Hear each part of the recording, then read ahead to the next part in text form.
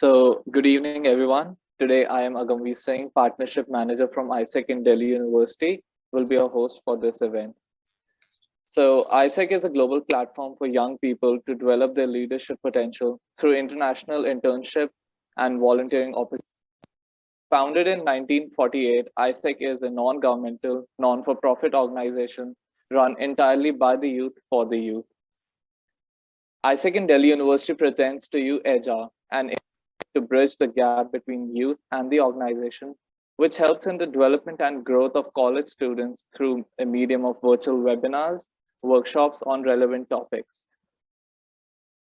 The topic for today is very important.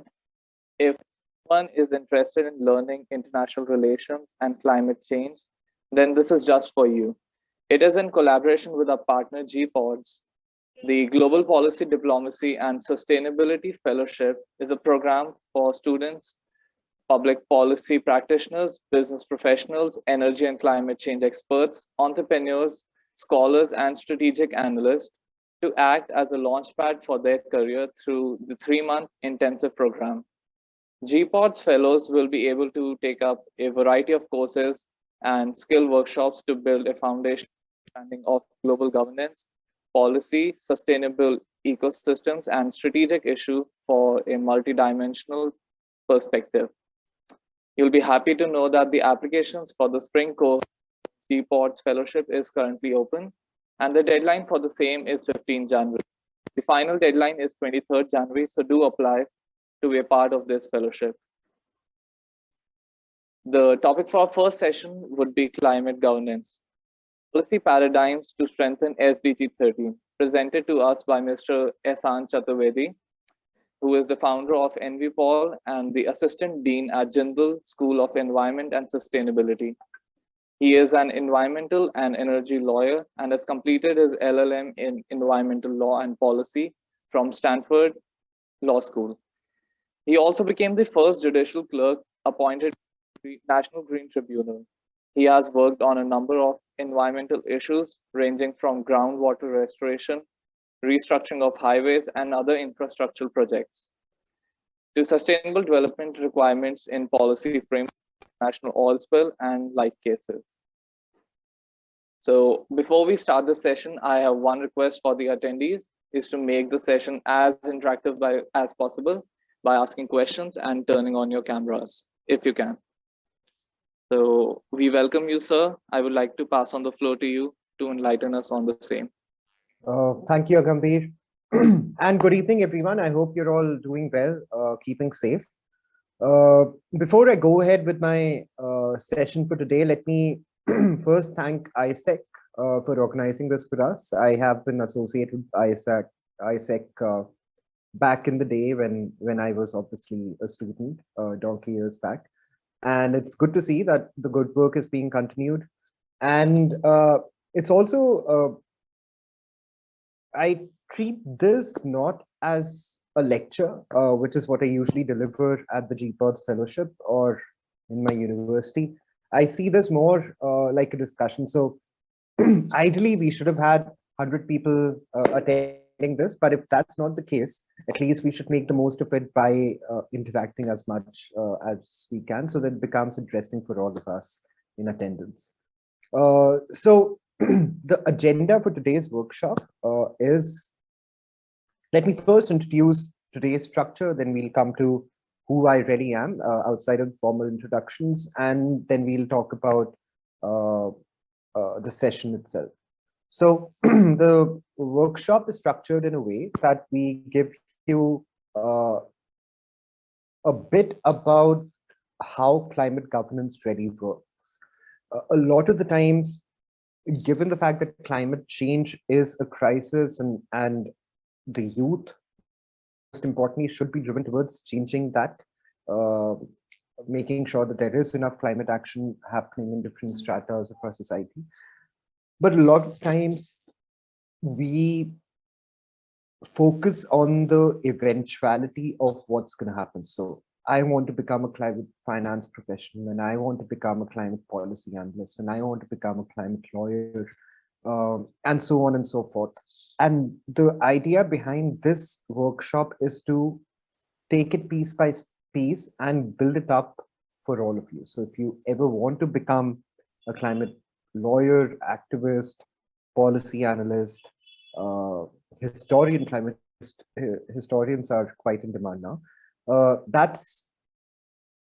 That will become easier for you to take that step. So that's how we're going to go about the first session, which is where I'll be explaining how environment itself is a multidisciplinary, holistic sort of format, and you need to be able to understand the absolute basics of it before jumping into the climate finance field or climate entrepreneurship field or any of those fields. The second session today, so my session runs for another 75 minutes or so. And the second session today then would be on game theory in conservation. So how do you use game theory in conservation? What is game theory? How does it play out in real life? Those sort of things. So the idea is to give you an absolute base to place your ambitions within the environmental realm going forward. Now about the GPODS fellowship, Agamvi sort of mentioned it, but I just want to stress on the fact that a lot of things you gain with experience, and the more time you spend in a particular profession or academic field, the more you understand. So the idea behind the GPODS fellowship is to bridge that gap between who you are today and what you will be tomorrow. And that does not only happen through gaining knowledge capital, which I'm sure all of you will gain through the fellowship as well, where we take 20-hour courses on sustainability and public policy and diplomacy. And these courses are curated from the best universities in the world. So you can check out our website for it. But in the past, a lot of our fellows have gone on to pursue a master's or a PhD at Ivy League universities and so on and so forth. But it's also about getting you the networks that can help you really capitalize on that knowledge capital that you gain. So again, if you go through our website, you'll see that there are almost 50 mentors in each cohort, from Assistant Secretary Generals of the United Nations to Supreme Court judges to ministers and members of parliaments, all of whom don't just come and deliver a lecture, but they actually sit with you in an office hour and discuss what you wish to do. And I often anecdotally joke about this, that if I had this opportunity when I was younger, I would have had a lot more options open to me then, because how often do you get to sit across, the head of net zero for Oxford University, or as I mentioned, the head of climate finance for United Nations. And that's the opportunity that you get at the GPODS fellowship. So I hope that some of you do check it out. And that's what we're trying to do through this workshop as well. So give you a sound basis towards developing your interests and inculcating your skills in relation to climate governance, climate action, everything there. And I would encourage all of you to interact as much as you can, but also to switch on your videos. I do this very often, and I'm very, very bored of looking at my own face. So it'll really help if you can switch on your videos at some point. All right, that being said, let's start with what I have to discuss today. Now, before I move on with my session, I have a bit of information that I want to give to all of you about the rules of today's session. But before I do that, I just want to know how we placed as an audience. How many of us are from the commerce stream or are pursuing something within the realm of commerce? If you could raise your hands, please.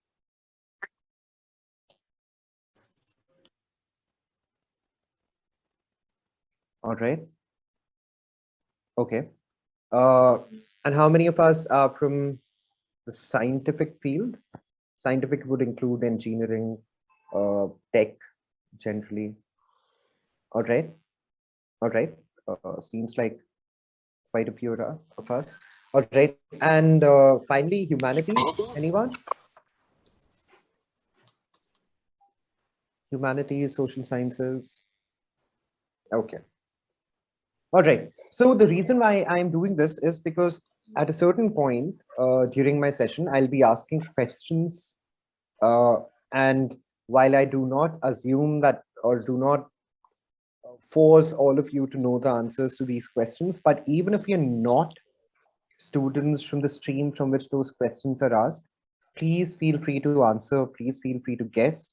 I'm not judging anyone. There are no right or wrong answers for some of those questions anyway. So that's just something that I do at the start of every session. All right, great. So I told you guys that I'm going to be talking about the rules of today's session. The more interact, the better it is. Please feel free to use the chat box if you have a point that you want to make, or if you want to contribute to the conversation. Please also feel free to unmute yourselves and ask questions or answer questions that I ask you. So please feel free to do that.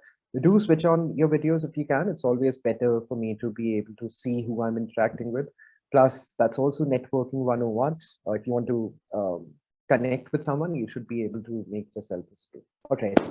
The second thing is that please be sure that as long as you're not hurtful towards someone else or their beliefs, please feel free to criticize whoever you wish to, whatever you wish to. If you have questions that you want to raise about things that are happening around us, please feel free to do that. As long as I said, you're not hurtful towards anyone, it's absolutely okay. And I actually encourage you to sort of share your opinions about things with me.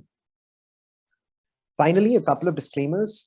So as you might have noticed, I am by qualification an environmental lawyer. And as far as lawyers go, we like to put disclaimers. So the first disclaimer is that when I share my opinion and everything that I do in this discussion with you, that is not the opinion or the view of any of the organizations that I'm on the board of or I represent generally. I'm also taking an ambitious task of sort of introducing all of you to the basics of environment, basics of socioethics of environment, history of environment, how it is playing out in real life, environment and international relations, and finally the cost of environment. So it's a sort of like an ambitious topic that I wish to cover, and so I'll be giving you bits and pieces about the topic, not necessarily the entire picture about the topic. If you are interested to know more about any of the things that I have mentioned, please feel free to reach out to me directly on LinkedIn or on email, and I'm happy to have a conversation separately as well. Now, the final thing, which I haven't really mentioned on the slide, but I want to discuss with all of you, in fact, tell all of you about before I go ahead with this session, is that while I am an environmental lawyer or policy analyst, professor, I am an absolute astrophysics nerd. So I read everything astrophysics. I listen to everything astrophysics, and that does not assume, I do not assume an expertise in astrophysics. That's not really my field of study. It's my field of interest. But because that is my field of interest, you'll see a lot of references from cosmology, astrophysics. I'm not going to talk about, complicated equations or anything, things that you should probably be able to relate to. So if you have any questions specifically about cosmology or astrophysics, please spare me. I am not an expert. These are just references that I draw from what I find interesting, and hopefully you will too. Okay. So that's it. If you want to know more, as I said already, and as Agamveer was kind enough to mention, please do check out our website, and you can get in touch with me or any of us in the organizations through the website. All right. So talking about astrophysics, let's start with a quote that I find very, very interesting and very all-encompassing sort of a quote. Now, raise of hands if you know who Carl Sagan was. Anyone here? Carl Sagan. All right, Samarth knows. All right. So Carl Sagan was basically a cosmologist, astrophysicist. He called himself a science educator in the late 80s, early 90s. Around that time, he was the one who was explaining science to the common man in the US. And he had this very, very interesting quote, which I like to cite at the beginning of almost all of my workshops or open lectures, which is this. If you wish to make an apple pie from scratch, you must first invent the universe. So what does it really mean? It means that if someone if one of your friends has asked you to make an apple pie from scratch, does it mean that you're just gathering all the ingredients from the supermarket and putting together an apple pie? Does it only include cooking the apple pie? Or does it really go into the larger question of inventing the apple and the seed and the soil and the elements and so on and so forth? And you keep going back in time until you reach the Big Bang. So that's what Carl Sagan is saying, that to make anything from scratch, you first need to go to the very basics of where it all started, right? You need to first invent the universe. And I find it extremely important when we're talking about climate change and climate action and governance and COP26 and Glasgow and international dynamics of climate change and everything that comes within. Because as I mentioned, a lot of us want to be doing something either out of our passion or vocation or profession within the realm of climate change, right? And when that happens, we are drawn towards the more prominent subjects. So as I mentioned, climate finance is one, climate policy is another, climate diplomacy is another. Climate entrepreneurship is very up and coming. We're drawn towards these subjects that are sort of level 5 or level 6 subjects within the realm of environment, right? Sometimes it's nice to take a step back from all of those subjects, those specific topics of your interest, and really understand that what's really going on within this paradigm of environment. Why is it that climate change is happening? Why is it that climate governance is such an issue, or international diplomacy is such an issue, or climate management is such an issue? So to understand all of those things, you need to first invent the climate universe. You need to first invent the environmental universe. And that's why I have used that quote to relate all of those things that you might be interested in at a larger level, and break it down into the absolute basic of the concept, right? Which is, if you're talking about anything to do with climate change, policy, governance, the basic concept that one needs to understand is that of environment, right? So when I ask folks in open lectures and lectures generally, or at panel discussions in the audience, what do you think environment is? I get a very bookish definition of environment. So abiotic and biotic, or human beings and animals, or plants and trees. But it's useful to actually refer to the definition of environment that you and I have to abide by, right? Which is the legal definition of the term environment. But before I go on to that, I'll give you a little bit of background as to why I'm where I am.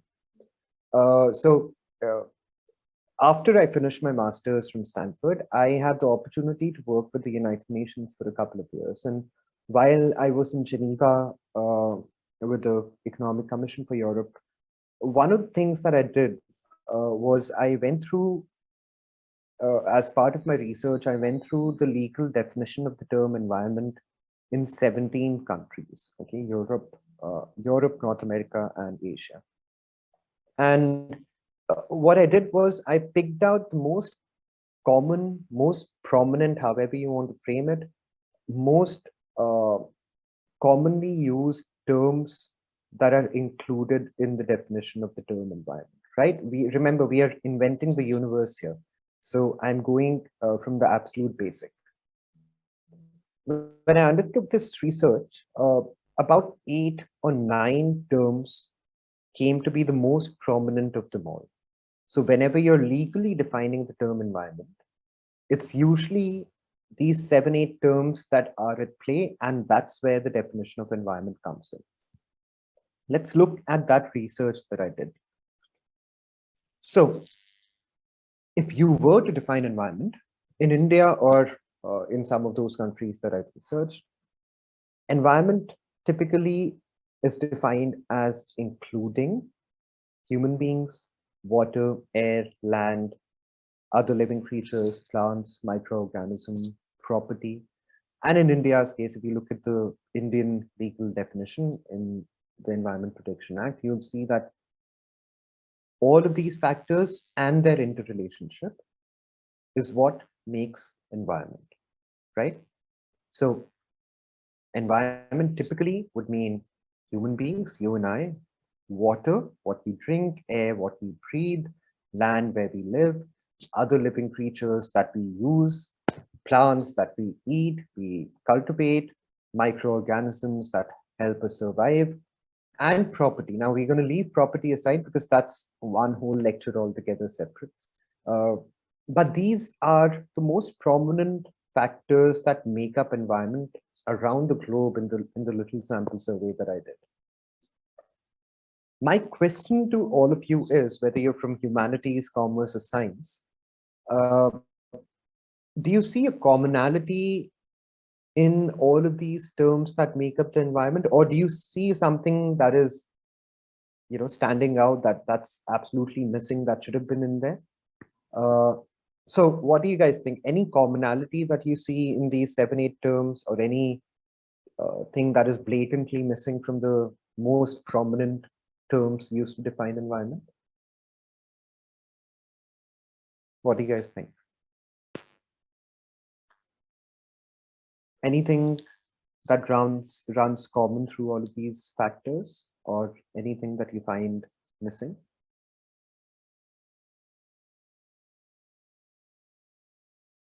Yes, Vanchika?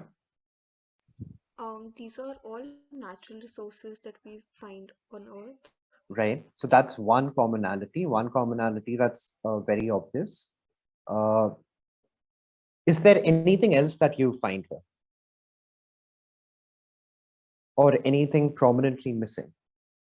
So to give you an example, when I ask these questions, in the past, I've been told that noise as an element is missing, which is now understood to be a pollutant itself. I found energy. People have told me energy is missing. Energy could make up environment as well. Mevish says that they are all physical and concrete as well as definable. All right, so intangibles have not been included in this definition. Interesting. So ecosystem, I'm assuming, or ecosystem services, those sort of things are not included. Anything else? What else could be missing, or what else could be the common thread? So Vanshika is absolutely on point when she says that these are all natural resources that have been in existence. What else? All these things together make a biosphere. Okay, so these are basically the building blocks of what we know to be environment. All right, interesting. What else? What could be the commonality? What could be missing? Adding Yes, to Diksha. adding to Shreya's point, they could be interdependent on each other, having a Very important point. Very important point. Yeah, so they are interdependent. They could be codependent depending on how you look at things. But without the other, the others could not survive, right? So there is an interdependence, codependence amongst these factors. What else? All right. So the commonality, I argue, and guys, this is the part when I'm absolutely breaking down for all of you. So if you know all of this, it's absolutely okay. We'll move on to larger subjects, but I just want to make sure that everyone's on the same page. And if you're not a sustainability or environment student, I have you guys on the same level as the others. So the one thing that I found to be common is, what do you need property for? What do you need microorganism for? What do you need plants for? What do you need other living creatures for? What do you need air for? What do you need water for? So if you really go into asking yourself why water or why air, you'd start developing sort of like a systems map in your mind where you can see that everything can be traced back to that, what is imperative for your survival or for my survival. So the hint in this whole slide was that I'd underlined human beings as a factor. And each of these things that's listed on your screens is what is required for human beings to subsist themselves. So if you look at it, environment, even legally, has been defined in a way that human beings can use it in a way that they could survive. Now, the question is, if everything is defined according to you, right? You, exactly you, because you need the water and you need the air and you need the land and you need the plants and you need the other living creatures. Please do not think that other living creatures are only required for non-vegetarians. That's not the case. I think all of us understand that. So we require all of these things for our subsistence, right? Now, if everything is exactly to fulfill our needs in the legal definition of environment, then what could be missing? So I was in, again, this is a story from a couple of years back, and I was traveling through Europe for some work, and I was in London during this time, and I think this was November 2019. I'm not entirely sure, but I think it was November 2019. I saw this news report in the Sun, the UK daily. And the report basically says that there's a golden asteroid between Mars and... Sorry, am I audible? All right, so it's called the golden asteroid. It's not a golden asteroid, but there's a reason why this asteroid is called the golden asteroid. This is somewhere between Mars and Jupiter. It is called so because it is supposed to contain precious metals worth 8,000 quadrillion pounds. To give you an indication, it's in the on your screens. It is 8 followed by 18 zeros in pounds. And this asteroid is supposed to be made up of platinum and gold and iron and nickel and all of these precious metals. And surprise, surprise, NASA and SpaceX are supposed to go exploring this asteroid. And with the obvious murmurs in the media that there might be mining exploration of the asteroid as well. Now you can imagine it's a tempting task. You have an asteroid which is not claimed by anyone. It has 8,000 quadrillion pounds worth of precious metals. If you're going to explore, you might as well mine, right? Now, what struck me was, I asked myself if this golden asteroid was a part of one of our countries. Before anyone could mine it, we probably would have had some law or some compliance that the other person would have had to undertake, or some mining industry would have had to apply for some environment impact assessment. You know, something would have happened. But just because this golden asteroid is floating away from the Earth, not within our system or biosphere, as someone said, there are no environmental laws applicable in it. So whoever, if you have the resources, go ahead, mine this asteroid, come back. Our space laws haven't developed as much. And the question to that question then is, why aren't any of those laws applicable to this golden asteroid? Why is environment suddenly non-existent when you have to mine something such as this asteroid? The answer is actually in the last slide. Sorry. Yeah. The answer is this, that when we were defining environment as a species, we stuck to things that are required for you and me for our survival, right? So what our senses could perceive as being absolutely important for my survival, I added that in the definition of environment. What I did not add was things that were beyond my perception, such as this golden asteroid. So within our legal definition itself, the scope of the definition of the term environment does not include anything that is beyond our perception. So anything beyond the biosphere, the sun is not a part of environment. The space is not part of environment. Asteroid is not part of environment. Meteors are not part of environment.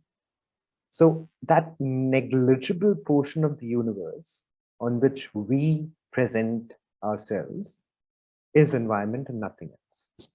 And that creates an issue.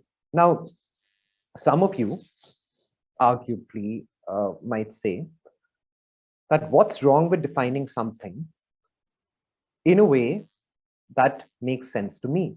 So if I am defining this pen, I will obviously define it to mean something that has value to me. I would not define it from the perspective of a kitten, right?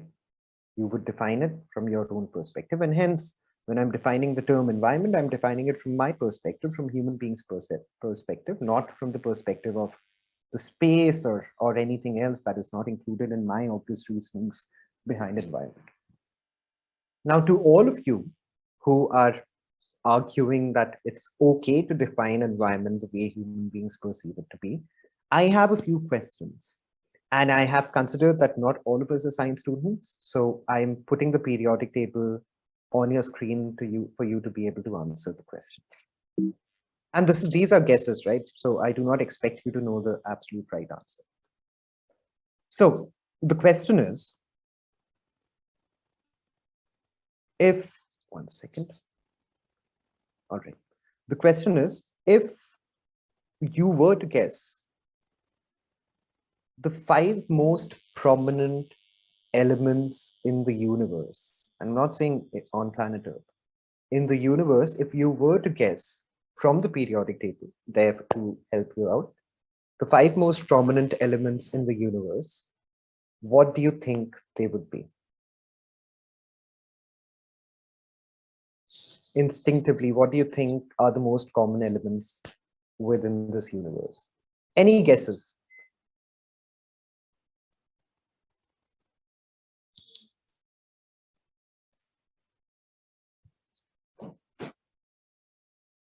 All right. So hydrogen is one.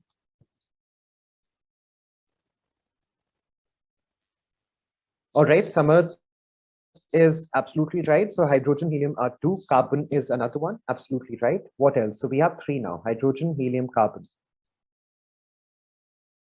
We need 2 more. It's the periodic table is in front of you, and you can think which are the most common elements. Nitrogen is another one. Absolutely right. Funnily, no wrong guesses up till now. Hydrogen, helium, carbon, nitrogen. Yes. What else?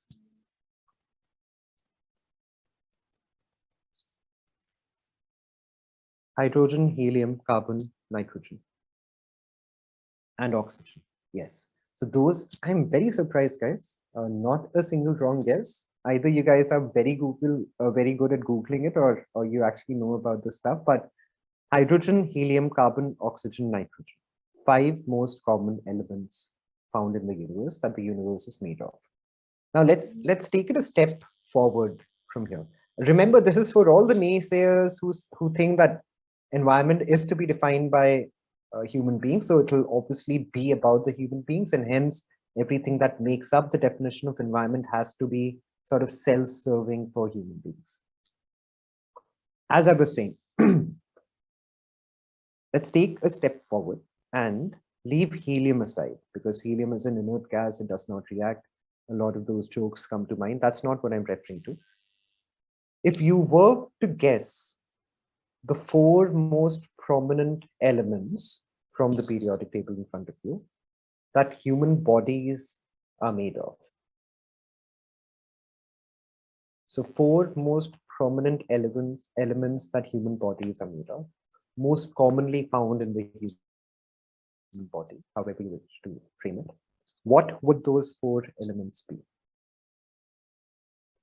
Before you guys start guessing, let me tell you, calcium isn't one of them. I get a lot of calcium every time. It's not calcium. All right, so we have oxygen, correct. We have carbon, that's also right. What else? Zinc, actually, that's not a bad guess, but it does not make it to the top 4. Yes, so it's exactly that. Hydrogen, carbon, nitrogen, oxygen. So it was a trick question, guys. It was a trick question because I wanted to make you all understand that human beings are made up of exactly the same elements that the universe is made up of. So the first thing that we need to remember in this session that I'm trying to explain to you is that whenever someone gives you a definition, it may be legal, it may be a policy definition, it may be their own understanding. Do not forget to challenge that definition. So when I'm giving you the legal definition, challenge whether that is the correct definition to be or not. Could there be more added to it?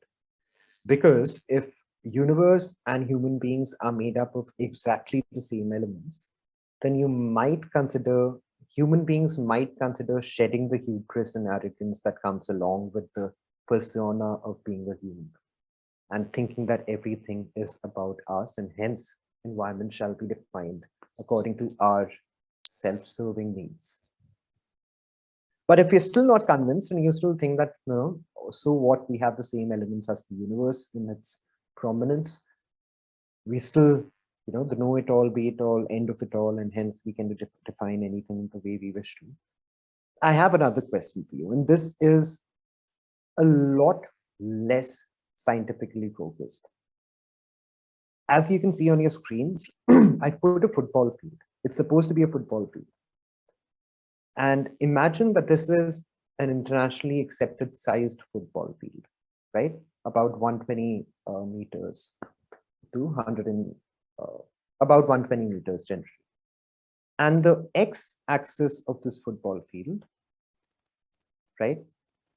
This bit, the length of the football field. Let's say that it's the timeline of the universe. Okay, so 0, 0 here is the Big Bang, and today is this right corner. Okay, now if that is, this x-axis is the timeline of the universe, then when do you think human beings came into existence? Right? If Big Bang was here, today is today, today is this, when do you think human beings came into existence? Is it on the left goalpost, left penalty box, midline, where the defenders stand, the right goalpost, right midline, penalty box? Where do you think human beings came into existence? All right, let's hear it. All right, Shresht says right goalpost. Mavish says extreme right. Any other guesses? So we have 3 who are saying the absolute right. So around here is when human beings came into existence. What else? Anyone else? Could it be the midline? Could it be somewhere on the left? Somewhere in the middle on the right? When do you think human beings came into existence?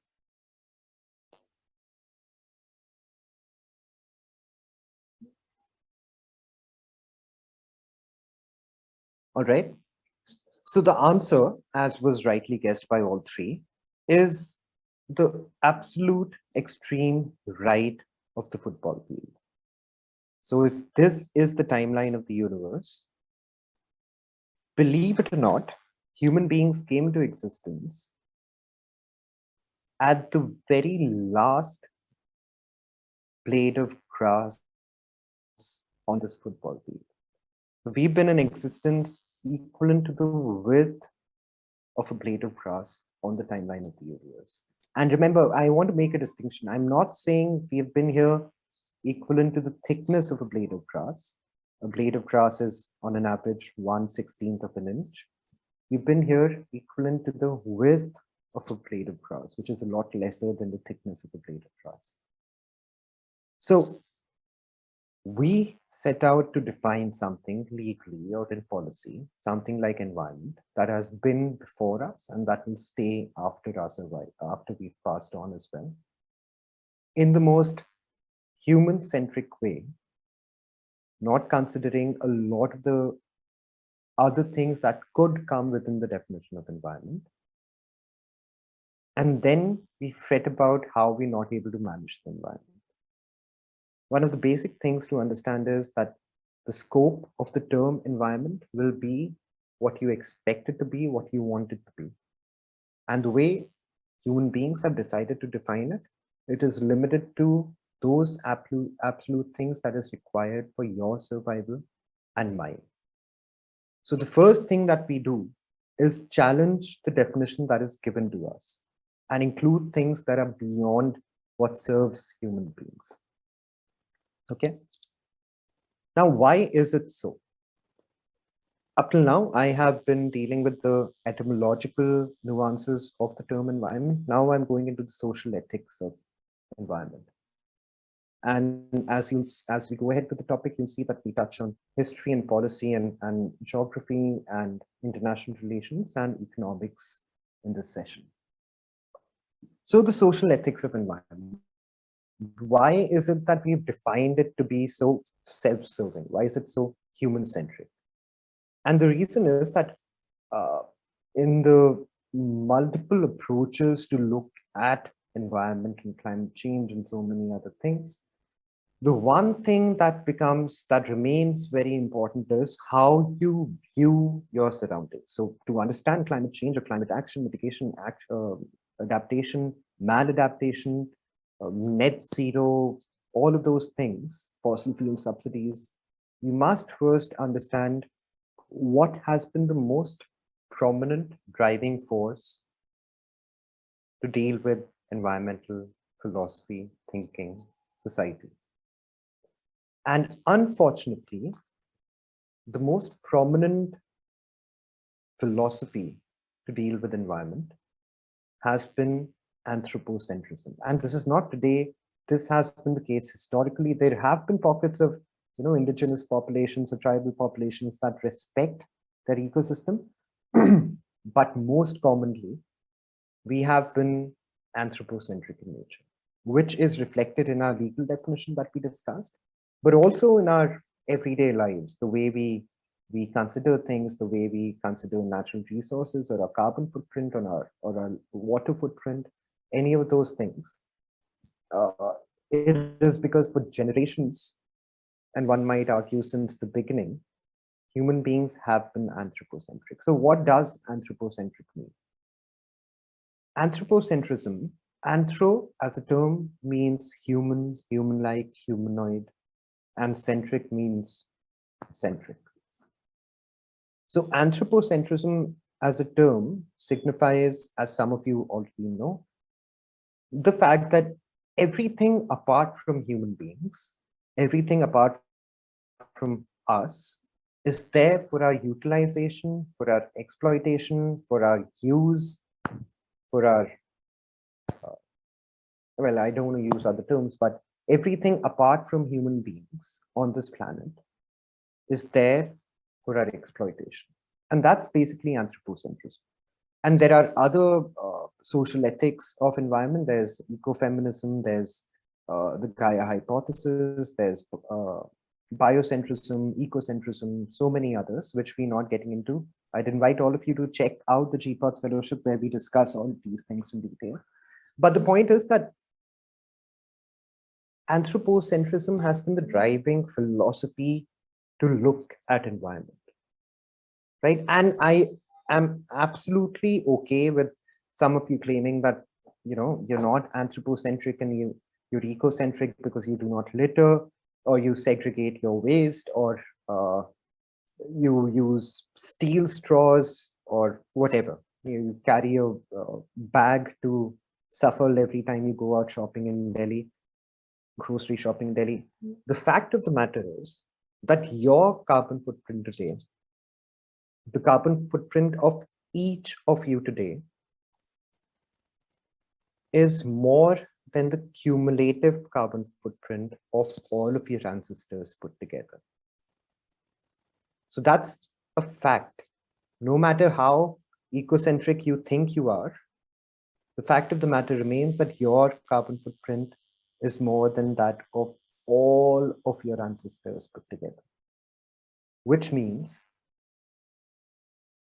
that you're not considering, or we are not considering, our choices as much as one would when they were ecocentric. Now, at this point, just to get you guys thinking about this, I have a question for all of you. You can please feel free to unmute yourselves to answer this question. If I were to ask you, do you think meat eating is anthropocentric in nature? Or is it not? So the corollary to this question is, do you think vegetarianism is ecocentric and meat eating is anthropocentric? Is that what you think? And if so, why? What do you guys think? You think meat eating is anthropocentric in nature?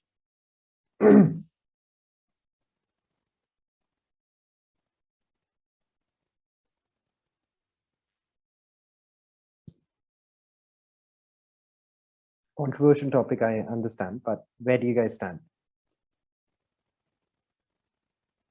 I think it actually maintains the balance, because Okay. a lot of my friends do say that even if they are eating chicken, it's just that they're maintaining a balance as well. Because imagine so many hens over there, and they also need their own food, and we also need our own food. And if everyone is here on earth is vegetarian, then there won't be that proper balance which is required. So Okay. this is one view. This could be one view. All right. Samarth and Mevish sort of agree with you.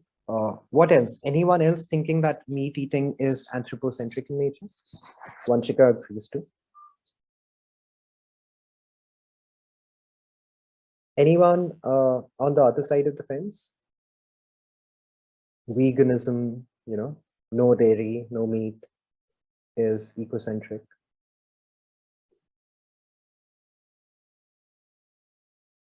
None?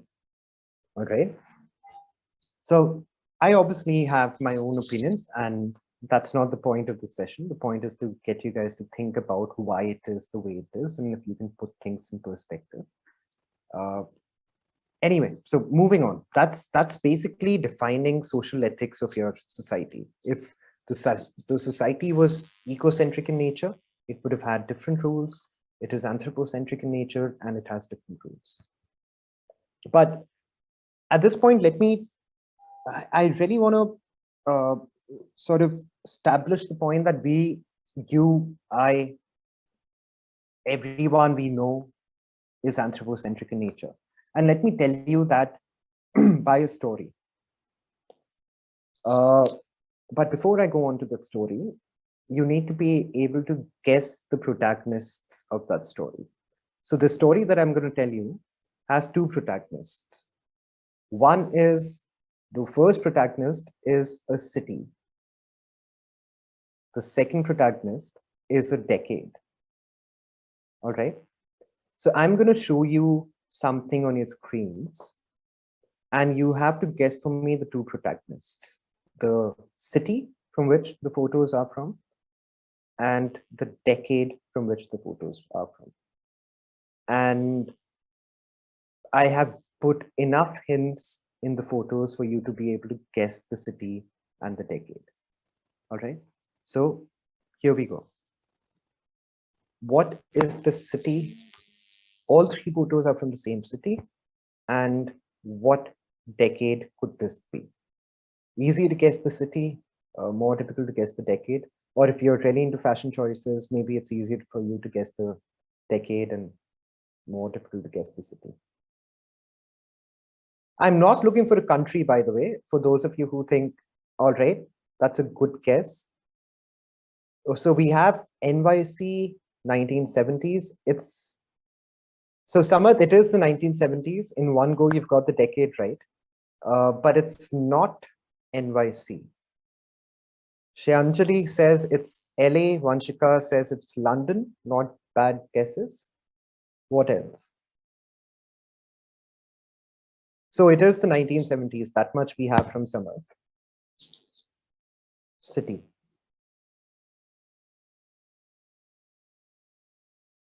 it's obvious that it is an American city because, you know, one of the hints on the screen is Pan Am. So it is an American city.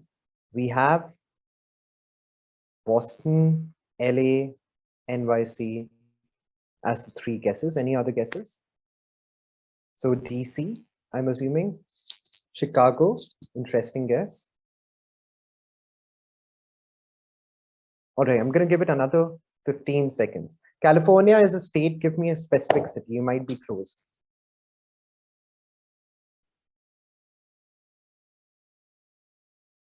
I'm going to give it another 15 minutes. Let's see if any of us have watched enough period movies from the US to be able to guess the city. All right, a lot of San Francisco's, one San Diego, and one Office fan in the house.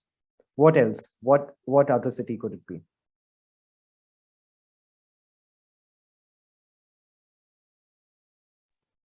All right, New Jersey, Massachusetts, that's a state. DC, someone has guessed already. All right, let me sort of ease the trouble for all of you. I was actually, guys, I was just sort of confusing you all. Shreyanjali got it right in the first go. It is LA. It is Los Angeles from the 1970s. Now, why am I showing you these photos in a session about climate governance? Bear with me, I'll explain all of this to you.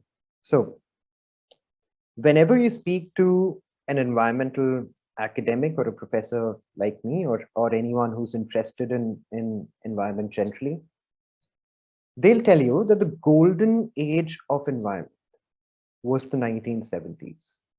Okay, that's where you had policy innovation and legal innovation and tech innovation, and so many things happened in that decade. You know, you had the 1972 Stockholm Conference for Human Environment, where then Prime Minister gave a long speech, so on and so forth. So you'll see that a lot of people sort of agree that 1970s was the golden age for environment. That was the time to be an environmentalist. Why was that the case?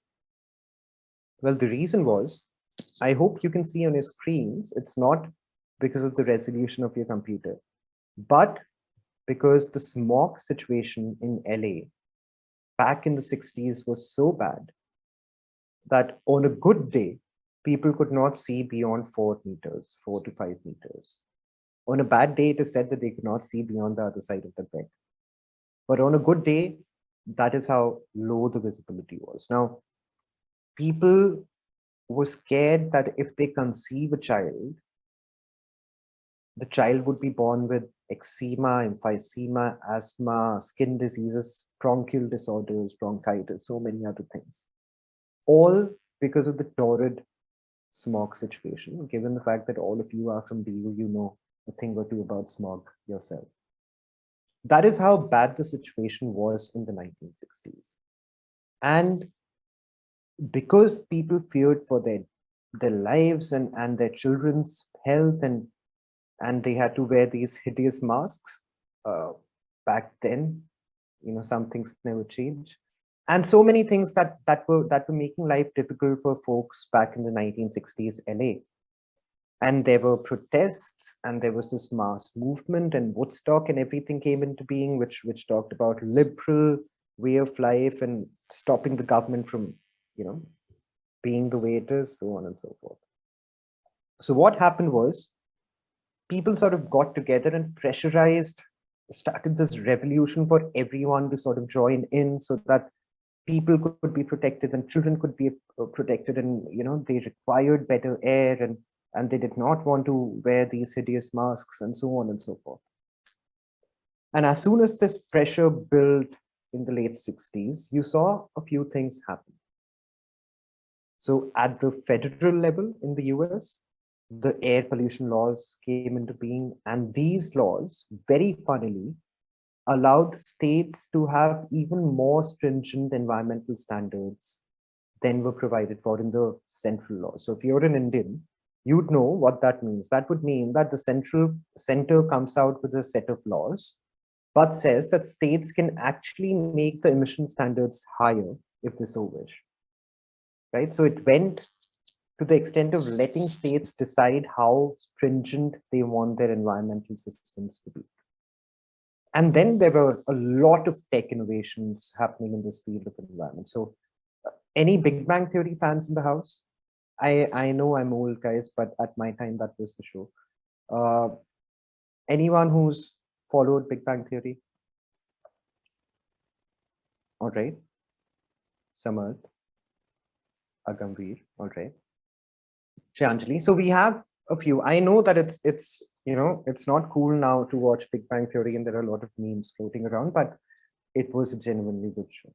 The point that I'm trying to make is that the protagonist in the Big Bang Theory, Sheldon Cooper, has this catchphrase or punchline that he keeps delivering throughout the 7, 8, 9, 10, how many other seasons there were. I stopped watching after the 6th. But he keeps telling Penny every time they're in her car that, Penny, your check engine light is on, right? Now, that creation of check engine light was in the 1930s, and it was made legally binding in the 1996, I think it was. But the point I'm trying to make is that it became important. People were conscious about having a check engine light in the 1970s because they knew that if they do not have the check engine light, and if the engine is malfunctioning, it's good, their vehicle is going to pollute more. Similarly, there were catalytic converters that were put in the exhaust pipes of these vehicles. There were so many other. So my point is, it isn't just the policy intervention and setting up of California Air Task Force and all of those things. There were also technological solutions and innovations that came through to help environment, right? Now, the golden age of environment, Human Environment Conference Stockholm, catalytic converters, check engine lights, all of those things came into being. I am missing out on a lot of things because that's not the point of this discussion. The point is that the most celebrated age of environment in our history as a species, where so many things change for the better in terms of environment, that golden age was cruxed on the health of the people, the life of the people. We did not go about saving the environment in the 1970s because we needed to save the environment. We went about saving the environment in the 1970s because we cared for our children's health, we cared for our health, we wanted to live better. So even the most ecocentric golden age of environment that we've seen stemmed from an anthropocentric view of the world. Again, we did not want to save the world in the 1970s, and we did not have all of those policy and tech innovations because environment, but we wanted to do all of that because we wanted to have a better life for ourselves. So if you're sort of not converted yet on how anthropocentric we have been, the most celebrated golden age stemmed from anthropocentrism. Now, that's the social ethics of it. Let's move on to the economics of it. Economics and IR is this next phase of our discussion. So let's say this guy is called, I don't know. Let's say this guy is called, let's give him a name, any name. All right, let's call him Agamveer. And Agamveer is living in the 60s, wearing these masks. Things change. Suddenly there are a bunch of laws and policies that have come through. And Agamveer is oil tycoon of LA, okay? And suddenly one morning Agamveer wakes up and he's told that, listen, you better apply for all of these environmental laws that have come through, environmental policies that have been put in place, fossil fuel extraction compliances that have been put in place, because policy now has changed and we're ushering into the golden age of environment, and you need to look at things that you do and the environmental footprint of those things. So Agamveer is obviously not happy about this. He had a good thing going. He was making money. There was a lot of fossil fuel. There was a lot of demand. He was happy, right? But what can he do? The new age of environmentalism requires him to put all of these things, compliances in place if he wants to carry on with mining. So Agamveer, as we all know, is a dutiful citizen. So he goes ahead, gets all these compliances, applies for all the consents, gets these new catalytic converters installed in the exhaust pipe of his cars, and gets all the check engine light installed, and buys new cars with the check engine light installed, and so on and so forth. So he does all of these things like the dutiful citizen that he is. The problem is that, and lo and behold, in say 10 years time, everyone else does it, and the air clears up, and LA is what it is today, not that of the late 1960s. The question is, was this smog that you see on your screens, was this caused by this Agamveer on our screen or people around him? Were these people on your screens, whether in the cars or on the pavement, were they the ones solely responsible for the smog situation in LA in the 1960s? And the answer is no. It's been generations of pollution that has contributed to that sort of smog situation, as it is the case in Beijing and Delhi and Jakarta and all of those places. So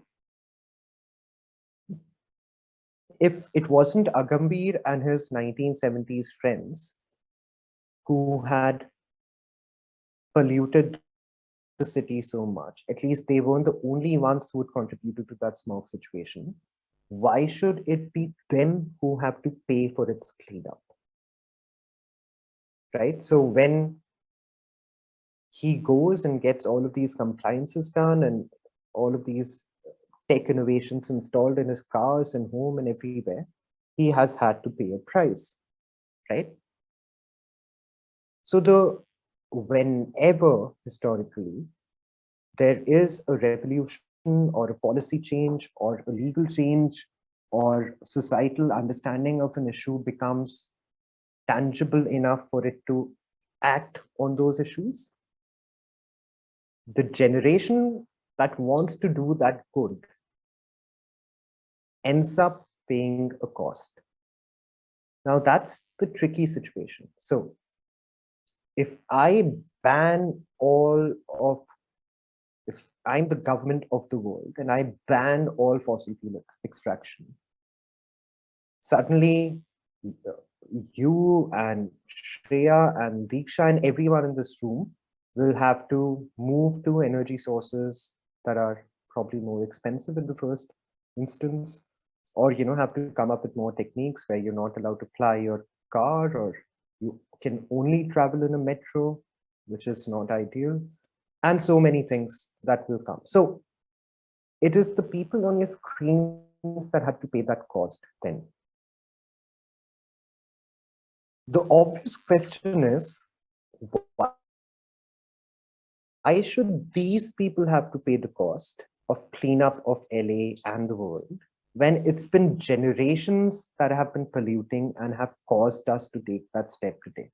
So how do you come up with a system that you can make those who've polluted historically pay?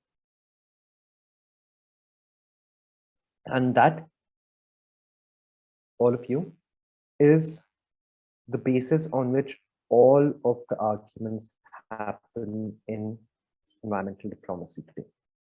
So when a China says that let me pollute because you guys have had your time in the sun, this is my time, or when an India says that 2070 is my net zero target, I don't care if you want it to be 2050, let me have my moment in the sun. That's what they're saying. They're saying that you have been polluting for the past 350 years since Industrial Revolution. Today, when you have polluted and you have developed, and when it's my time to develop, you're saying that I shouldn't. Now, those are the conversations that are happening at Glasgow, at Paris, historically, at any of those COPs, any of those international conferences. Now, under international relations, at the intersection of international relations, diplomacy generally, and environmentalism, environmental law, international law, there's a concept of CBDR. I don't know if you guys have studied this back in the school or if you've read about this, but CBDR stands for Common but Differentiated Responsibility. And in 1992, guys, something incredible happened. There was the Rio Declaration that we've all heard of, which is spoken of very often. But the world came together and signed on a document where the global north, the developed world, said or admitted or acknowledged the responsibility that they bore in the international pursuit of sustainable development in view of the pressures their societies place on the global environment. So suddenly the dynamics have changed in 1992. People have confessed to the fact that we are the ones who created this issue. And hence, two concepts emerged. One was that of culpability, the pressures they put, and one was of capacity. Because of the pressures they put and because of the colonization, because of the deforestation that happened, they made money, right? And they made money, and because they made so much money, because they exploited the environment through colonization, through industrial revolution, somehow their citizens have a better standard of life today, right? Now, this goes into an international relations philosophical issue. The issue is this.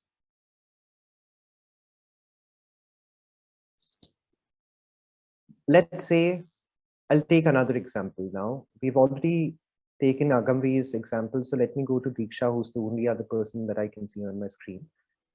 But let's say that we have Diksha, who's your colleague, your peer, and I'm assuming Diksha is based out of Delhi. So we have Diksha of Delhi, right? Let's say that we have an exact clone of Diksha who was born and brought up in London or New York or any of those places. Okay, somewhere in the global north. Now, let's call it Diksha ABC. Okay? So Diksha of Delhi and Diksha ABC are the exact clones of each other, intellectually the same, educationally the same, professionally the same, hard work, ethics, everything's the same, family backgrounds the same, financial backgrounds the same. Everything is basically exactly the same. Now, unfortunately, Diksha of New Delhi and Diksha ABC fall sick on the 11th of January. Okay. And both of them have to be rushed to the hospital. And Diksha ABC gets well in 3 days. So she's up and about on the 14th of Jan. While Diksha of New Delhi takes some time longer to get back, and she takes, say, 7 days, right? Now, given the fact that they got sick exactly the same time of the same disease, they are exactly the same in every other perspective. The only reason Diksha ABC got better sooner was because she had better medical facilities available, better public health infrastructure available to her, which helped her recover faster. Now, a lot of the people would question is it fair that while both of them are exactly the same, one is better off in terms of their standard of living, while one isn't as much? Those are the two theories that collide when you're talking about common but differentiated responsibility. So under common but differentiated responsibility, because Diksha ABC is the beneficiary of all the environmental exploitation that her nation had caused 200 years back, she gets to have a higher standard of living, while Diksha of New Delhi does not have such a background where the environment was exploited to such an extent. She does not have, her country does not have the financial resources to give her that sort of a public health infrastructure or generally infrastructure. So the two philosophies that are at loggerheads here are communitarian view of beneficiary pays principle and the axiological view of beneficiary pays principle. I'm going to rush through this bit because I just realized that I have about 14 minutes left. But for those of you who have any doubts about this, I'll also paste my LinkedIn profile. You have our website. Please feel free to get in touch with me. I'm annoyingly approachable. So it's absolutely okay if you want to have a discussion about any of these things, especially if you want to publish something. I'm happy to co-author if you have a good idea. Anyway, so the communitarian view says, and I'm not going through philosopher by philosopher, but if you apply the theories of Edmund Burke or Eric Neumayer or Axel Gosseries, they basically say, for example, Axel Gosseries says that Diksha ABC is a free rider, right? She's free riding on all the benefits that have accrued to her being a citizen of that country on account of all the environmental exploitation that had happened 200 years back by the UK, by US, wherever. Now that's a fair argument if you think about it, at least for them. And they're saying that how can anyone be a free rider? How can anyone be allowed to benefit from wrongs that have been committed by their ancestors or by their country? On the other hand, the axiological view says, and Dr. Simon Caney of Oxford is a famous philosopher who supports this. He says that how can you hold Diksha ABC responsible for the pollution caused by her ancestors or her country 200 years back when Diksha ABC had no control over their actions? So it wasn't like she was forcing their hands into polluting or exploiting that you're holding her accountable and then saying that Diksha ABC has to pay TM $500 to Diksha of New Delhi. That is not how things work. So how can you hold someone responsible for acts that they never committed or had no control over? And that's basically the axiological view. Now, I have so much more to discuss on this topic. So this is one of my favorite topics, but we really shorten time, so I'll really have to rush through this, guys. By the way, we're also doing a climate survey, so if you could spare 2 minutes whenever you have the time, please do fill out the form. The point is that dead people have an important role to play in that struggle, whether you are the global north, global south, whether you contributed to that pollution. Now, let me give you an example. Some of you might be thinking that, why is he saying that it was on account of environmental exploitation that the countries are rich today? That's because one of the most prominent arguments whenever you're talking about reparations or colonies giving money back to the countries that they colonized, one of the most prominent arguments coming from these colonies is, or intellectuals from these colonies is, that we gave them the railways. Well, the railways did not just come up on open land. They came up on forest land that was deforested, and then railways came about. So there's an element of environmental exploitation that has come through in almost everything that has come through. But that's not the point. The point is that let's take the social ethics of it out of it. Let's not play the blame game like so many of us have. Let's not say that it was the global north's fault, and let's not say that the global south won't do it and the global south has other priorities, so on. And let's take the ethical argument out of it. If you take the ethical argument out of it, what is the one thing stopping the global north from helping the global south out financially, technologically, through open resource, IP, whatever? What is the one thing that is the issue if it's not social ethics? Well, the answer is very obviously money, right? If there was plenty of it, the global north wouldn't care if global south was getting paid a little more, but if there was plenty of it, global south wouldn't really require it. So it all comes down to the economics of it. And this is the time where we're transitioning from social ethics and international relations to economics of environment. And I'm going to make it really quick and request all of you to feel free to mail me and we can have a larger discussion around this. Or if you want another lecture on this, we can probably figure that out as well. But in the meanwhile, we'll have to stick to the timeline that we have been provided because the next session starts in 10 minutes. All right. So money in environment, right? I want you to ask yourselves a question and message me the answer whenever you guys have time. I'll put in my LinkedIn profile and just message me the answer and I'll tell you if what I think about your answer. So, or mail me the answer, whatever is more convenient. So the point is, the question is,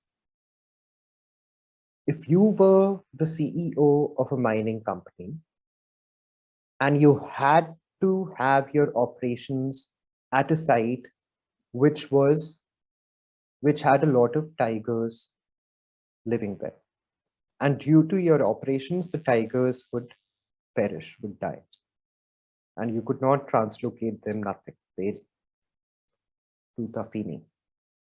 Now, if that's the case, someone tells you that, all right, go ahead with the plant, but pay $7 million per tiger in terms of the cost of eradicating tiger population from that region. And you say that, all right, if there's no other way, let's do that. There are 10 tigers, you pay $70 million, you move on. I'm not saying that's right. I'm just giving you an example to make you guys think about the issue with valuation. Then that's scenario one. Scenario two is the last surviving tiger is on that land. And you have to set up that industry for national security reasons. Let's say that's a good enough reason. Anyway, so for national security reasons, you have to establish that industry. And now someone tells you that the cost of that tiger is $70 million. And you're like, how can it be $70 million? You told me that it was $7 million. And that guy explains to you that it's not just any tiger, it's the last surviving tiger of the species. So the cost of that tiger is 10 times higher now.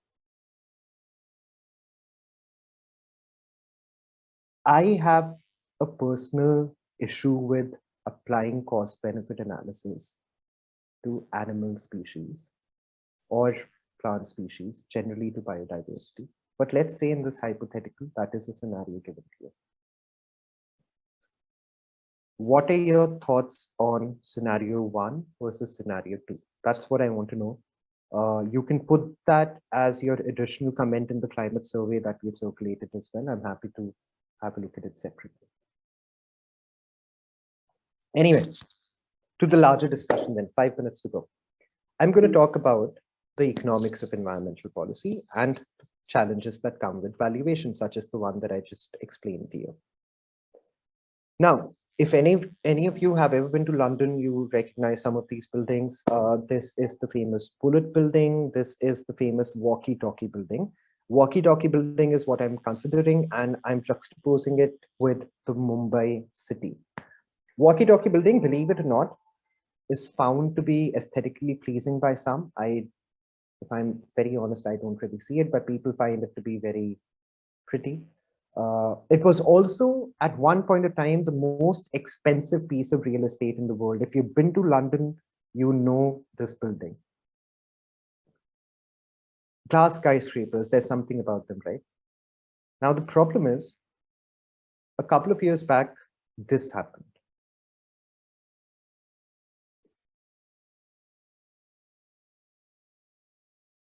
There was a car parked right across the street from the Walkie-Talkie building, and the heat reflected off this wonderful, aesthetically pleasing glass skyscraper melted a Jaguar Exchange. For those of us who know how greenhouse works, we know that greenhouses are basically glass houses that are installed so that during the winters, the plants inside the greenhouse can survive. And that happens because a glass structure captures the heat energy and does not let it go out, right? So I want all of you guys to think that in the case of this fabulous greenhouse building, the amount of heat energy reflected was enough to melt the Jaguar Exchange. How much heat was trapped inside in this greenhouse? Which leads us to the larger point.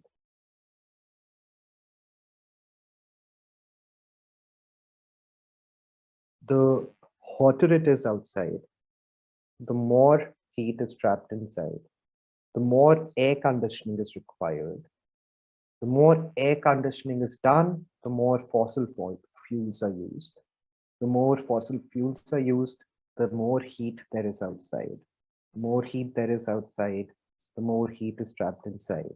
The more heat is trapped inside, the more air conditioning is required. The more air conditioning is used, the more fossil fuels are required, so on and so forth, and the vicious cycle goes on. And while you might go to Manhattan the next day and you might find the skyline to be beautiful, and that's absolutely okay, but the point remains that there's something wrong with the way our urban infrastructures work. So I think, Aditi, do we have Arpit with us? Is Arpit here? Not yet. So I still have about 5 minutes where I can explain this further. So please let me know once Arpit is here. Okay. So yeah, so I was talking about glass skyscrapers. Now you might be wondering, why the fish do we have I don't know what's the right way to say it these days. Why do we have glass skyscrapers in the first place, right? And some of you might be asking this question, and some of you might have read The Sapiens by Yuval Noah Harari, and you already know the answer to this. But the answer is that there is a paucity of space and an incredible demand of space. So the only thing that you do is you build one house atop another, atop another, atop another, so on and so forth. And as you go ahead with this, things become more and more complicated. But guys, I think I'll have to leave it here for all of you. If there are any questions, I'm happy to take those up. Otherwise, you could mail me the questions. I understand that your next session is about to start in a couple of minutes, so I do not want to burden you guys with too many more questions or interactions. Yeah, so I have pasted about my about our email ID, about our website. If you have any doubts, if you want to get in touch, please feel free to do that. Please also check out our website if you want to apply for this fellowship, where we discuss all of these things in a lot more detail, and I can genuinely have larger discussions, longer discussions with all of you. please do apply before the 15th of January, which is our deadline. And yeah, if you have any questions, about the fellowship as well, please feel free to write to us. And as I said, we're annoyingly approachable. So happy to answer any questions that you might have. All right, over to you, Agamveer. I think we're also joined by Arpit, who will be taking the next session. So thank you so much, sir, for this really insightful session. I'm sure everyone took a lot from the session. Also, if anyone has any questions for Ehsan, they can type in the chat box, or they can unmute themselves and ask right now. I guess till then, I'll just introduce Mr. Arpit. So the next session, the next topic for our session is going to be game theory and systems thinking for global commons, which will be presented by Mr. Arpit Chaturvedi. He is the co-founder and CEO of Global Policy Insight. He is also a lecturer at San Francisco State University, where he teaches comparative perspectives in public service to graduate students. A graduate of Cornell Institute for Public Affairs, Mr. Arpit holds an MPA with a focus on governance, politics, and policy studies. He was also the first non-US citizen to hold the position of the editor-in-chief of the Cornell Policy. He is the author of the book Egalitarian Universe and has been the editor of Not Without Her, Communal Harmony, a monograph printed by the National Foundation for Communal Harmony of India. With essays from the top civil servants of the country, he has published articles in various prestigious journals on the theme of democracy, governance, system thinking, game theory, history, and politics. So we welcome you, sir. Thank you so much, Agamveer, and you can just call me Arpit. We're gonna try and keep this session pretty informal and light, although at some points it will need you to put on your mental jogging shoes on, because game theory could be a little bit calculative. But I can tell you, I was the weakest student in maths, so I'm not gonna put you through long, boring equations or any of that. In fact, we're gonna play some games. We're gonna understand why things work the way they do. And it's really helpful if some of us could keep our cameras on, because as a teacher, I'm just one of those people that if I don't see you, I really can't communicate. If I really can't talk. So even if a few of us have their cameras on, it's going to be very, very helpful. Well, in any case, let's talk about this thing called game theory. Let's talk about how is it relevant to climate change.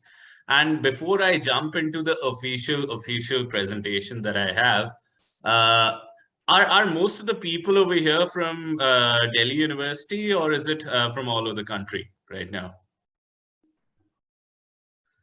Agamveer or Diksha, if you could tell us, are most of the people in the room? Yeah. A lot of us are from Delhi.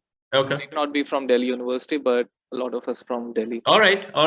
Well, in any case, I'll keep the question and examples very general. Then I was just hoping, I am from Delhi University, and that point of time, AIESEC used to be very, very active over there.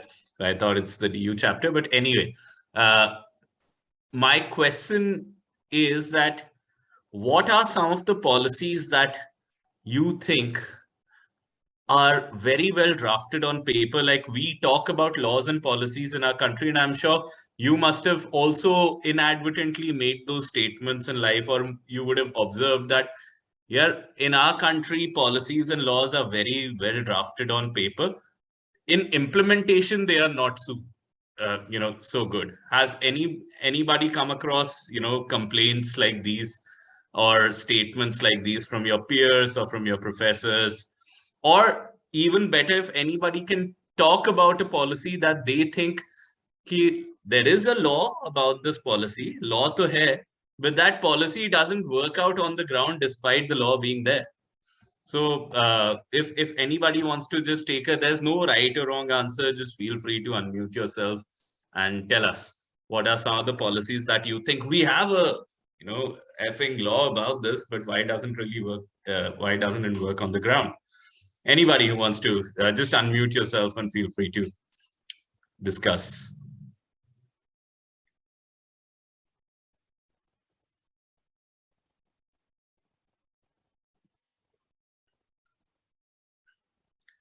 Okay, so how about I talk to you about certain policies? For example, have you ever thought as to why people really have to be fined, or people really have to be told to wear their seatbelts?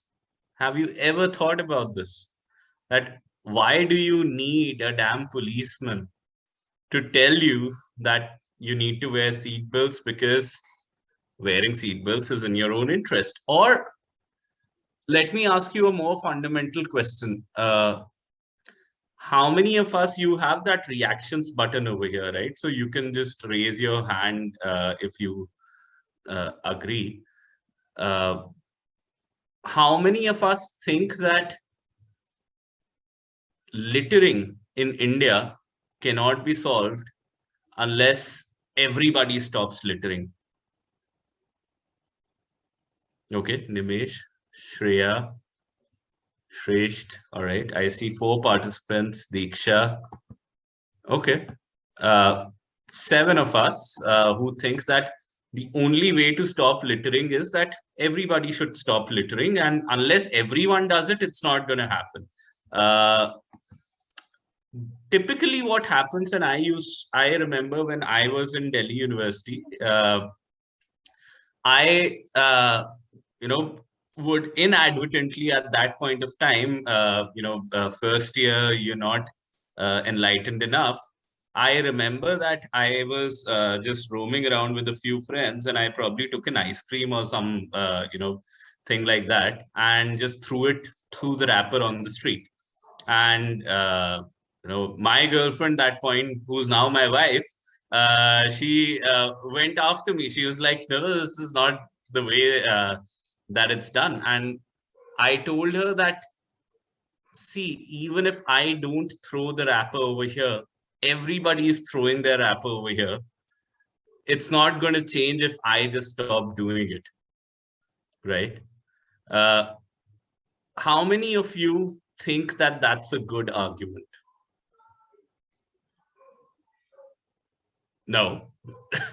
It isn't actually a good argument. But why is that not a good argument? You will get those answers very intuitively, and you would realize that you already understand some bit of game theory.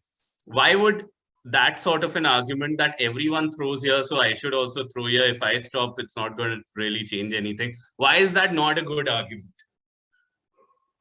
Okay, we should start putting a fine on people who litter. Shreya, we are going to get to that. We're going to get to solutions. Just hold on for a bit. Just first explain me, why is that a shitty argument that I should not stop littering because everybody's anyway throwing their litter on the street?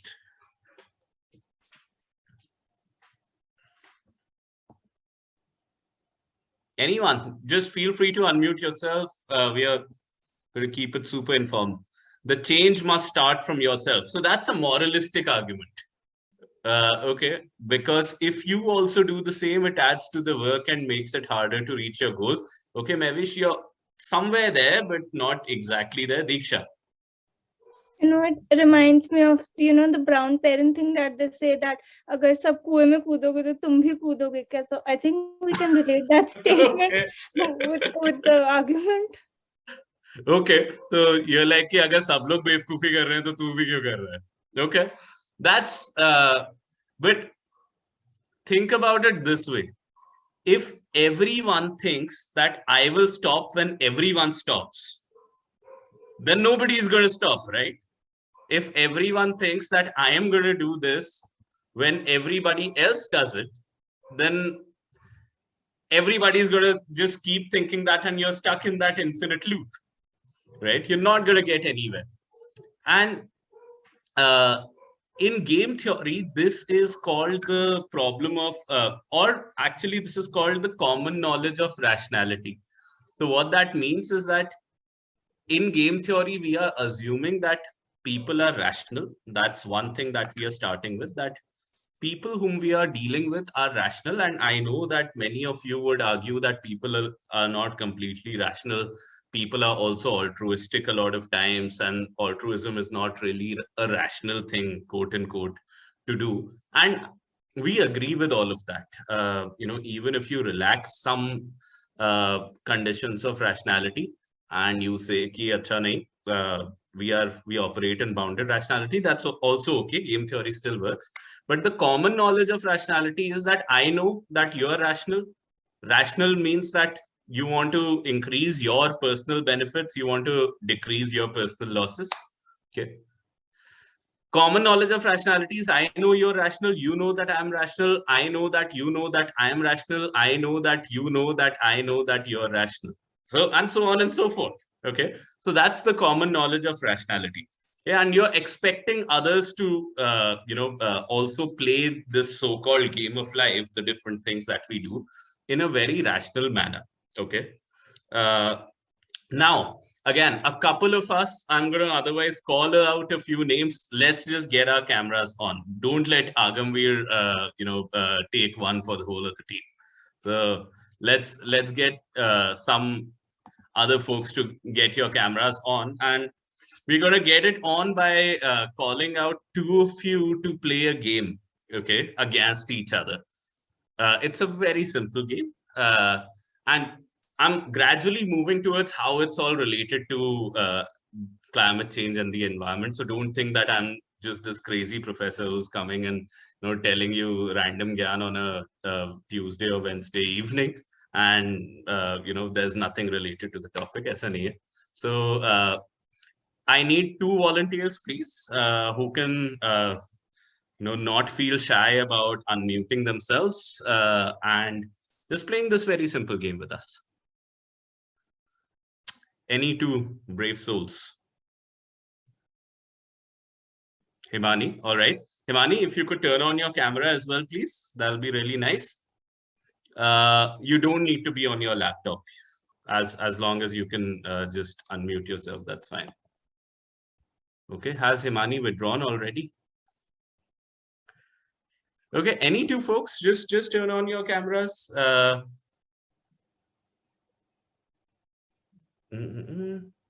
All right, Shreya. Okay, and all right, so Shreya and okay, Himani is saying that she can unmute herself. So Himani, then we play with you. If you can just unmute yourself, we'll make do with that. All right, so I'm gonna quickly share my screen and I'm gonna give you this very, very simple problem, okay? Remember, Mevish, can you turn on your camera? I think that'll be just easier if you can. Yeah, all right. All right, so then we'll have Shreya and Mevish play. If Mevish, you can turn on your camera. Okay. Perfect. Thank you so much. All right, so guys, this is a game where we're gonna understand what sort of a person are you. No, that's not what it is about. Imagine very simply that let's say we were not meeting online, we were meeting in person, and we were standing outside of a classroom. Okay, and inside of the classroom there is one table on which you have 5 apples which are kept. Okay, there is a window, there is a cupboard which has a knife. Okay, and that's all there in the classroom. All you need to do is, before you enter the classroom, you need to discuss amongst yourself, so Shreya and Mevish, as to how you will distribute these 5 apples between the two of you when you enter inside. That's all you got to do at this stage. Okay, and imagine that these apples are representatives of, these apples represent all of the wealth, all of the economic resources, natural resources in the world. And in a way, you two are, two national leaders or two tribal leaders or whatever. Okay, so you are essentially dividing up the resources of the world amongst yourself. Okay, so go ahead. You're standing outside and we're going to see how this bargaining goes. Okay, just wanted to understand the concept of the cupboard and knife. Like, what is to do with that? I can't tell you. So cupboard and knife are not really important. I can just tell you that. The main thing is how you distribute the apple. Okay, Mahesh, why don't we be like a team and then use all the 5 apples together? Yeah, I guess if we are at an equal standing, then equitable distribution of resources is a good thing. Okay, so Yeah. let's say you can't combine your teams. You'll still be 2 entities. So how do you do that? I mean, if both of us are at an equitable, like we have all the resources and we are at the same level, so basically sharing the resources will be the best option here. Yeah, so how will you share? How much would you do 2.5, 2.5, or will Shreya say that, okay, let me keep 3 and let Mahesh keep 2? How do you do that? These apples are meant to be eaten eventually, but who gets to eat? Okay. Then, according to me, I think we should distribute it equally so Okay. that there is no biasness in any case. So Mhm. yeah. Chalega. So Mahesh works for you? Yeah. Okay, perfect. So all right. So this, what you both have played right now, this is called a cooperative strategy in a game.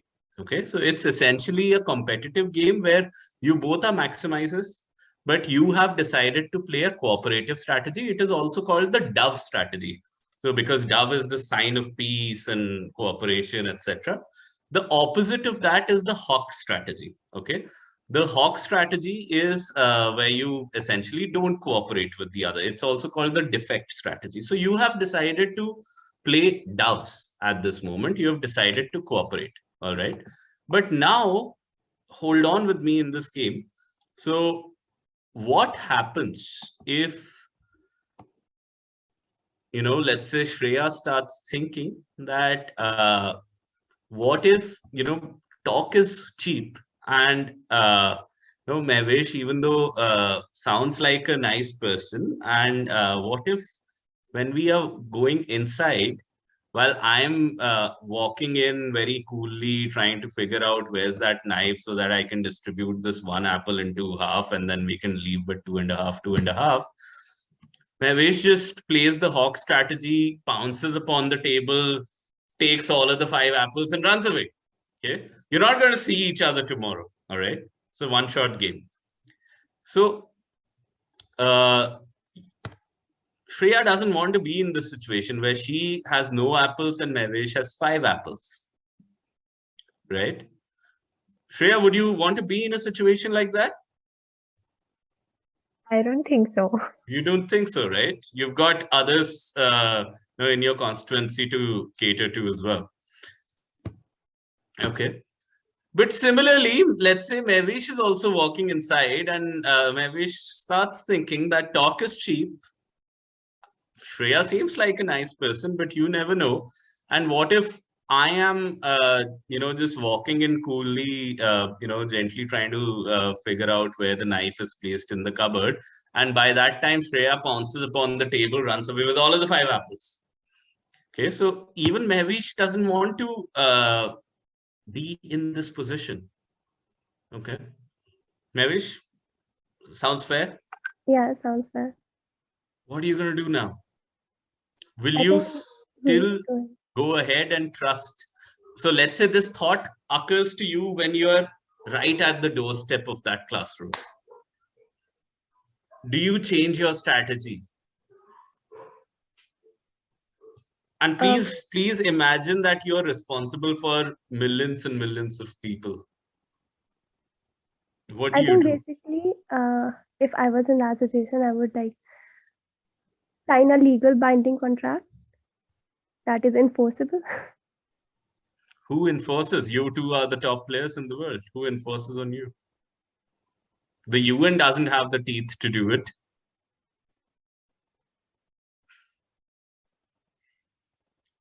But do you change the strategy, or do you just think, Acha, we'll see what happens. I'm going to just play the nice person.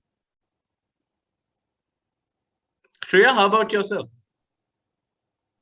I'm still thinking in this situation, like there's no third party, and we're the two at the Yeah. topmost level. So yeah, ऐसे तो like none of us can trust each other, and even if we come to an agreement, we won't follow it. Then Exactly. What do you do? It's a hard problem, right? And okay, Mavish, do you want to say something? Yeah, like keep something as a bargaining chip. Maybe something I have the rights of for that person. Okay, that could be a realistic strategy that works in real life. Let's say for the sake of this game, you don't have anything like that. This is all the resources in the world. It's a tough situation, and I understand that you both are in a tough spot deciding what to do over here. What a game theorist would argue that no matter what you do, you are both going to defect, even though and let's say the game is structured in a manner that if you both defect, what really happens is that you enter a scuffle, you have a punching fight, and in that you destroy one apple and you leave with the rest two to each. Okay, so this is what's going to happen. All right. I would go on to the extent of saying that this is, and I'm obviously exaggerating to be a little provocative over here. I'm going to say that this is a place where you both are stuck. This is an inevitability. This is exactly what's going to happen if you both are playing a game like this. That if you're rational players, your only strategy would be to play hogs and to defect both ways. Now, let me explain you why. Okay. So let's say Shreya is going in and Shreya decides that I don't know Mavish and I'm going to always play cooperate. I'm going to take a chance. I don't know whether Mavish is going to play hawk or dove, whether she's going to play cooperate or defect. So C is cooperate, D is defect. Okay. I'm always going to play cooperate. Okay. So let's say Shreya cooperates and Mavish, you also cooperate. Then you both leave with how many apples each? I'm just going to write Shreya's number over here. 2.5, right? If you both cooperate. Right? So 2.5 over here. All right. And if Shreya cooperates and Mavish defects, then Shreya, how many are you going to leave with? obviously lesser than 0, right? Because she's going to just pounce upon all of the 5 apples and run away. Okay. So let's say that if you cooperate and Mavish defects, you leave with 0. Okay.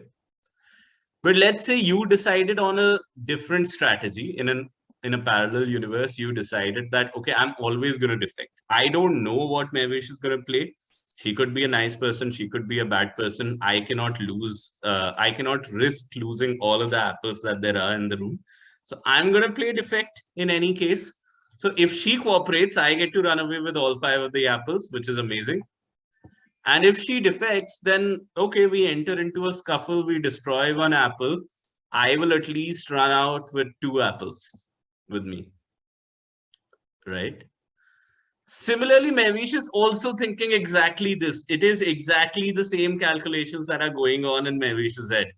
That if I cooperate all the time and if Shreya also cooperates, then we both get 2.5.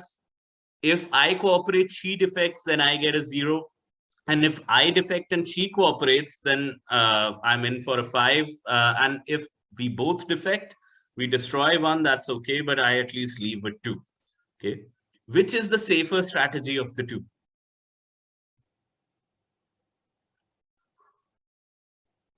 to cooperate, like both of us cooperate. No, if you don't know, let's say you are the only, you don't know what Mavish is going to do. Okay, No. whether she's going to cooperate or defect. Now, I tell you that you have to choose whether you're going to cooperate inside or you're going to defect inside. You don't know what the other player is going to choose. So what's your safest strategy? Defect. Devish? Defect. Exactly. Exactly. So what's going to happen is that if you are rational players, and if you compare these two strategies, that should I play cooperate or should I play defect, given that I don't know what the other player is going to play, okay, then your safest strategy is to always defect. And if both of your safest strategy is to always defect, then you're always going to end up with 2 apples each when you could have ended up with 2.5, right? This is called the prisoner's dilemma, right? And if I can quickly reshare my screen and show you this video. Some of us have seen The Dark Knight over here, right? Let me see if this thing would play. Hopefully.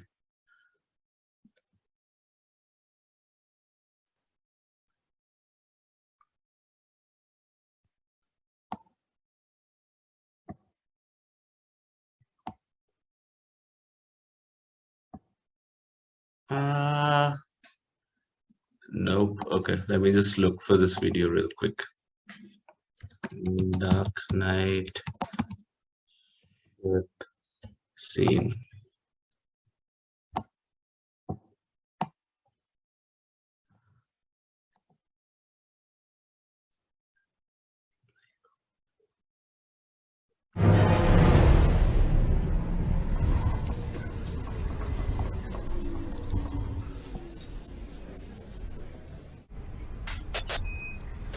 What the heck is that?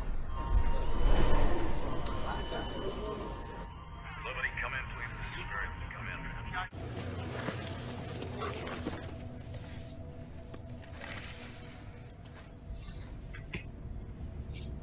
Oh my god. Looks like some kind of detonator. Why would they give us the detonator to our own bomb? Tonight you're all going to be a part of a social experiment. I'm ready right now to blow you all sky high. Liberty come in, over. It's dead. Anyone attempts to get off their boat, you all die. Each of you has a remote. Blow up the other boat. At midnight, I blow you all up. If, however, one of you presses the button, I'll let that boat live. So, who's it gonna be? Harvey Dent's most wanted scumbag collection, or the sweet and innocent civilians? You choose. Oh, and you might want to decide quickly, because the people on the other boat may not be quite so noble.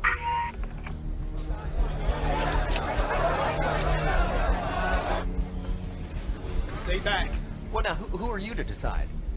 We ought to talk this over, at least. But we don't all have to die. Those men had their chance.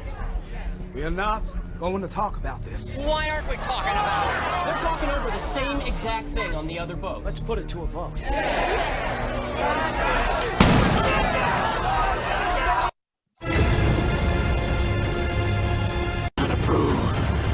Okay, so this is not the exact file, but this conveys the whole scene. What does anybody remember, if you've watched the movie, what actually happens? So let me explain the setting of the scene over here. What's happening is that there's one boat which has all of the nice civilians in the society. Another boat is carrying all the criminals, and the Joker calls both of the boats, and the Joker says that midnight I'll blow all of you. The only way to survive is that both of the boats have a detonator, and if you're able to detonate the other person and you survive, I'm going to let you live. All right, so both of them are essentially, it's a race against this against time. That's an added dimension, but otherwise it's a prisoner's dilemma, that should I blow this person up before the other person blows me away? And both the sides are thinking exactly the same, and there's a debate on both the sides. Some people are saying that the other party has had a chance at life, but they still chose to be criminals. They don't have the right to live, so let's just blow them up. And in a way, they are now against a race. They are in a race against time, because if they don't blow the other person up earlier, then the others will blow you up. So the question over here is, so one thing over here is that it's a prisoner's dilemma, that, you know, irrespective of what you're going to do, you're going to, you know, the rational thing to do is to defect, right? What actually happened in the movie, if somebody has watched the movie? Anybody remembers what actually happened in the movie? Okay, let me show you if I can get to that scene. We'll skip to that scene, okay?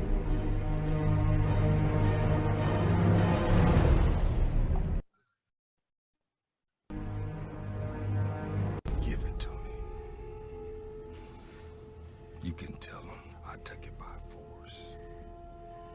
Give it to me, and I'll do what you should have did 10 minutes ago.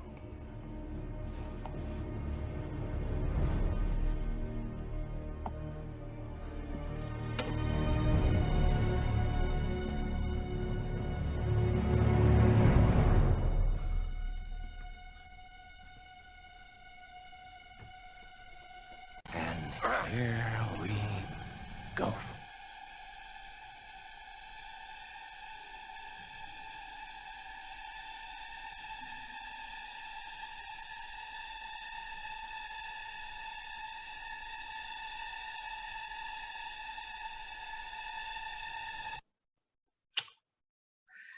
Essentially, what happens is that they act irrationally. They don't blow each other up.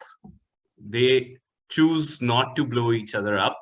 And obviously, it is in the world of game theory, this would be absolutely impossible.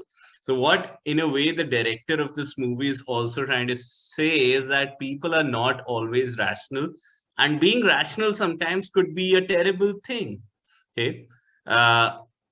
Which is not to say that being irrational is a blissful thing. Both have their ups and downs. But what I'm trying to say over here is that absolute rationality kind of gets you stuck in this sort of a prisoner's dilemma. The way to represent a prisoner's dilemma is this, okay? And we're going to get into the concept of what's a Nash equilibrium. Have you ever heard about this word, Nash equilibrium? Anybody who's seen this movie called The Beautiful Mind? Okay, if you haven't, then you have to watch this movie. It's called The Beautiful Mind. Nash equilibrium, I'll explain to you what the concept is. You already understand it if you know the game, if you've discussed this game with me. But Nash equilibrium was essentially something that was explained by a mathematician, economist called John Nash. Who was at Princeton. He later won the Nobel, but then he had developed some sort of a schizophrenia of sorts, and he was demented all of his life, just dealing with imaginary characters, etc. And people had declared him as a mad person. So he used to pace in the lawns and corridors of Princeton, and people would just think that he's mad. But later on, he was nominated for the Nobel. He received the Nobel, and he also got a hold on his schizophrenia. He understood how to, ignore it. I don't know if it was exactly schizophrenia or something else, but I've had the pleasure of walking on the same lawns at Princeton University as John Nash did. And I really got to think a lot about what this Nash equilibrium really is. And Nash equilibrium essentially is that set of strategies. So each player has two strategies: defect and cooperate, defect and cooperate. Okay. Nash equilibrium is that set of strategies from which nobody would unilaterally deviate. I'm going to repeat myself. It is that set of strategies. So for example, when you were both playing, you both decided to play defect, nobody would unilaterally change their strategy from cooperate, from defect to cooperate. If you're in that game of 5 apples as you were. Okay. I will explain this to you just in a moment. That'll give you a closer idea on what I mean by this concept. So over here in this game that we were playing, so this is one player, this is one player, and let's say the player over here can play defect, cooperate. So this player plays by changing rows. Okay, so these are rows, the horizontal one, these are columns, the vertical ones. Okay, so Shreya over here changes rows, okay, to change her strategy, and Mehvish over here changes columns. It's almost like I've given you a lever, and Shreya can play up, down, and Mehvish can play left, right. Okay, and left for Mehvish means defect, right for Mehvish means cooperate, and up for Shreya means defect, down for Shreya means cooperate. Okay, so, and if there were 3 strategies, then I would have an additional column, an additional row over here. But typically, right now, there are just 2 strategies that we're dealing with. All of the payoffs you see in red, all of the numbers you see in red, they are the payoffs which are there for Shreya, given what Mehvish plays. So if Shreya plays defect and if Mehvish plays defect, then Shreya gets a 2. If Shreya plays cooperate and Mehvish plays defect, then Shreya gets a 0. All right. So the red ones are Shreya's payoffs. The black ones are Mehvish's payoffs. Okay. Now, the way that we find out what is the Nash equilibrium in this is that let's look at various strategy combinations. So let's look at cooperate and see whether it is an equilibrium, whether it is a Nash equilibrium. So cooperate is 2.5, 2.5. And for a moment, imagine that this is where the game is. Okay. And now think that, is it in anyone's incentive to change the strategy unilaterally? So let us say, is it in Shreya's benefit to change the strategy from cooperate to defect if you are over here? If Mehvish is going to still cooperate, Mehvish is going to stick to cooperate, and if Shreya is cooperating, but is it in Shreya's incentive to move from cooperate to defect? Right? Yeah, it is, right? Yes. Because 5 is better than 2.5 for you, Shreya, right? So if you both were, let's say, cooperating, that was your starting point, those were the promises made. So your best bet is that Mehvish sticks to her promise and you defect, okay, and you leave with 5. Similarly for Mehvish, if you are here, you want to move from 2.5 to 5, right? You want to move from cooperate to defect, right? You play columns. So let's say if Shreya is going to be cooperating all the time, then it makes sense for you to pull the lever and move towards defect, because then Shreya will get 0 and you'll get 5. Right? So which means that cooperate is not a Nash equilibrium. Right? This is certainly not a Nash equilibrium. Okay. Now let's look at other combinations as well. If let's say you were over here, which means that Shreya is defecting and Mehvish, you are cooperating. Okay. Would you want to change your strategy from cooperate to defect? You would, right? So which means that this is also not a Nash equilibrium. Even if one person wants to unilaterally change their strategy, that means that particular thing is not a Nash equilibrium. Okay. Now let's look at 2-2 over here. And actually, I should have said defect, because whenever you say Nash equilibrium, defect is a Nash equilibrium, not 2-2. The strategy sets are called Nash equilibrium. Okay. So now if I'm over here, then would Shreya want to move from defect to cooperate, which would mean moving from 2 to 0? No. And would Mehvish want to move from defect to cooperate? Move from 2 to 0? No. right? So which means that this is a Nash equilibrium. Okay. You can have more than one Nash equilibriums in a game. In this particular game, there is only one, which is defect. Okay. So which means that given that you both are rational players, you will be stuck here. It's a prisoner's dilemma, and Nash equilibrium, kind of makes you stuck in that particular strategy set where it is in nobody's benefit to change from that to another. And think about it when we talk about punctuality, think about it when we talk about littering. So let's say these defects, it's exactly the same game over here. Because if I think that maybe I should cooperate with the society, I should not litter. But if everybody is, and let's say I pay that extra physical, psychological cost that I will not, let's say if there's no dustbin in sight, then I will go 1 more kilometer and then throw the dustbin over there. I'm paying that extra cost of effort, patience, etc., etc. So I am cooperating and I'm losing out on my resources, or I have a cost. Okay, while the society is defecting. Okay, so I don't want to be in that position which looks like this, where the society has all the 5 apples. They are anyway just littering. Okay, they keep littering. The place is still tardy. The place is still littered, and I am not littering. So what do I do? I pay that extra cost, and I'm the loser over here. The society still gets a 2. They still get that convenience. I am seeing littered streets, and I'm also paying that extra cost of going a kilometer and then throwing it. Okay, so as a rational person, that's not my equilibrium. Like, that's not my Nash equilibrium. Unless everybody wants to start cooperating, it would not make sense. And if everybody starts cooperating, there'll be still some bugger who would say that, okay, I want to move to defect, because this is not a Nash equilibrium.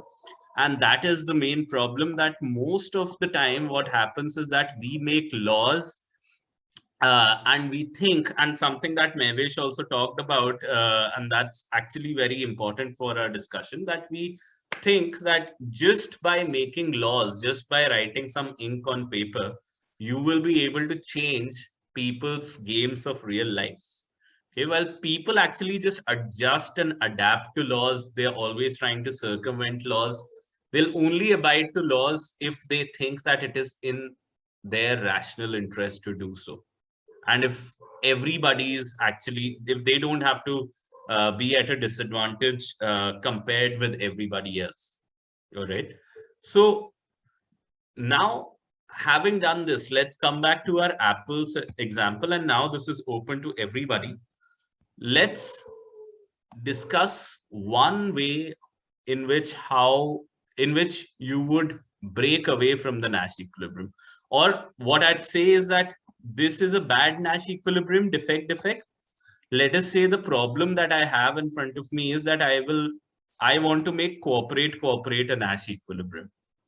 Okay, let's say this is the problem ahead of me. Same game. Shreya and Mevesh are going inside, and they are, they have to distribute the apples.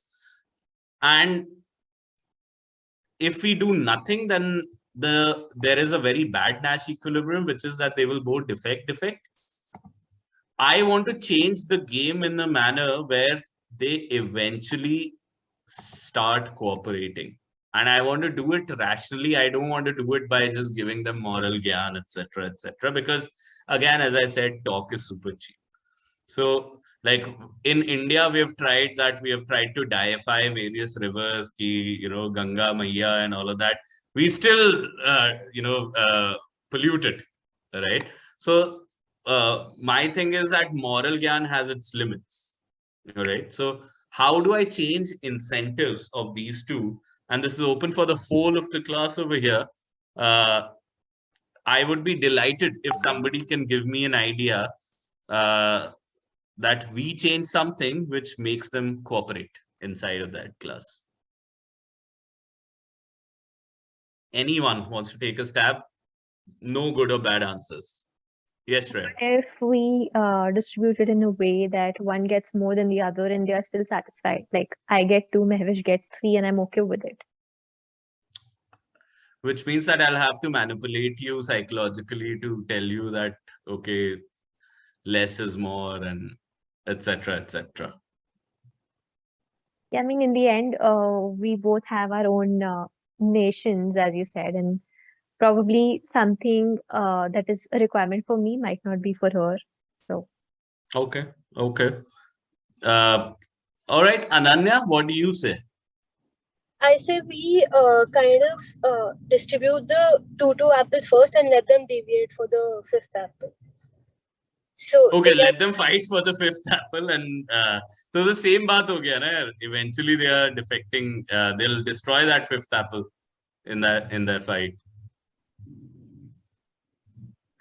Point.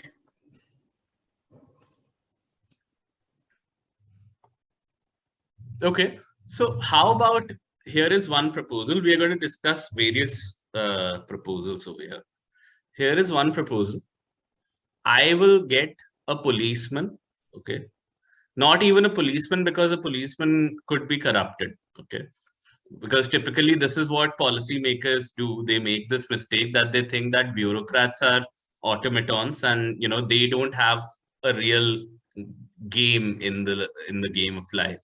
Okay, they also have incentives. They are also rational players. So you don't really model them into the whole model value of making policies. So let's say I put a real automaton over there. I put a robot over there. Okay. And neutral moderator. Okay. So what does that neutral moderator really do? How does the neutral moderator work? So one is, and I'm going to talk to you about 4 strategies. Okay. I'm going to talk to you about the first strategy right now, and this is the carrots and sticks strategy. It's more of a stick strategy than a carrot strategy, but it's still carrots and sticks. So what if I put an automaton over here and I program it in a manner where the automaton says that moment, let's say Shreya is coming out with 5 apples, automaton understands that Shreya defected. Okay, so let's say Shreya broke the law, okay, as per the algorithm.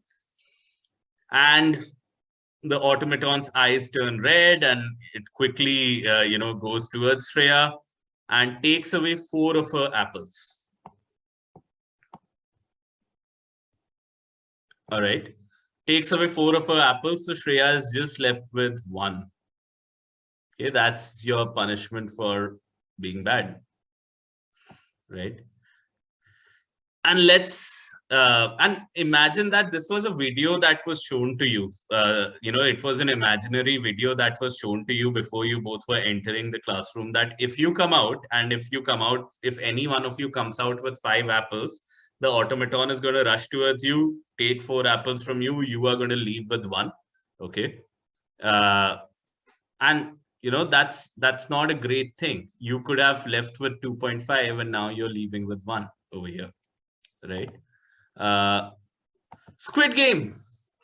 Yeah, I mean, it's similar kind of stuff over here. So, and the same goes for Mehwish as well, that Mehwish, if she defects and Shreya has been cooperating, then the automaton comes and takes away 4 of those apples, and Mehwish is just left with 1. Now, if you both know that this will be the consequence of your action, okay, that in the pursuit of getting 5, you will get 1, then what are you going to do? Now, if you look at this game, cooperate is also a Nash equilibrium right now. Because let's say if you were here, you would not want to move from 2.5 to 1. Okay. The other person doesn't want to move from 2.5 to 1. So from cooperate to defect, unilaterally, nobody wants to change that strategy. Okay. Notice over here, in this game, defect is still a Nash equilibrium, because if you both were defecting, then you would not want to move from 2 to 0. Mehwish doesn't want to move from 2 to 0. Okay. So there are 2 Nash equilibria. What if I want to convert the game, slightly modify the game a little more, okay, so that I just have 1 Nash equilibrium, okay, and which is 2.5. So a good Nash equilibrium. How do we do that? Now you have the hang of how we can program the automaton. So I just tell you that you tell us the algorithm. Eventually, what we want to do is get them to cooperate. Okay. So any suggestions? Probably if both of them defect, the automaton would turn both of them to 0. And maybe give the Brilliant. resources to a third party. Brilliant. So let's say there's no third party, but let me just push this a little further. Okay. Because 0-0 mein there'll be a problem, and I'll tell you it's a minor technical problem. But first, let's understand how I would program the automaton. I would first tell him exactly what you guys are saying, that if both have defected, which means both have broken the law. Okay, and law is that no defection. Okay, which means you go towards them, you take away both of their apples. Okay, and then you also execute a non-fatal but severe enough electric shock onto them. Okay, so get them to -1. All right. I'm sorry when I'm saying that. I absolutely don't think like that in real life. It is just for how we depict a situation. So, all right. So now you have a game where you have -1 if you both defect. If one cooperates and the other defects, then the defector gets 1. And if you both cooperate, then then you both get 2.5. Now, if you look at it, there is only one Nash equilibrium in this game. Okay, because if you're here, if you're on -1, then Mavish would want to move from -1 to 0. Mavish would be like, "Tu lele, you go defect, you go with your 1 apple. I don't want to come to -1." Similarly, you would also be like, Shreya, that, okay, I am fine even if Mavish takes 1 apple, that's okay. I can live with 0, but I don't want that shock, right? So 0 is better than -1, 0 is better than -1, which means this is not a Nash. These were not Nashes anyway. So which means that 2.5 or cooperate is the only Nash equilibrium available to us right now. Okay. So this is the carrot and stick strategy. This is what typically the government does with you. This is typically what religions are trying to do with you. In certain religions, there is a judgment day, which says that one day there will be a prophet or there'll be a God who takes account of who's been naughty, who's been nice, and that particular day, the naughty ones will be punished, the nice ones would be rewarded. Carrots and sticks, essentially.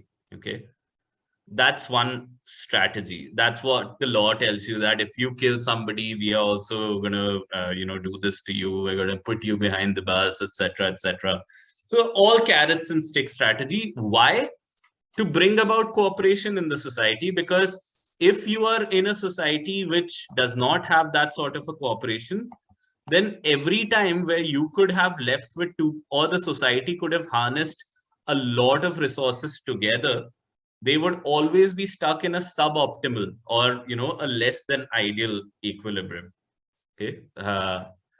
Now the challenge is that the government has limited capacity. You cannot have the government everywhere in the world. Like, you cannot have the government monitoring each and everything. A lot of times, if you, let's say, talk about international relations, maybe one government does not even have authority over the other. What do you do in that case? Okay. And therein comes strategy number 2. This is also called, the strategy 2 is also called infinite games. You can either convert a game into an infinite game, or you can break it down into stages, and I'm going to tell you how. Okay.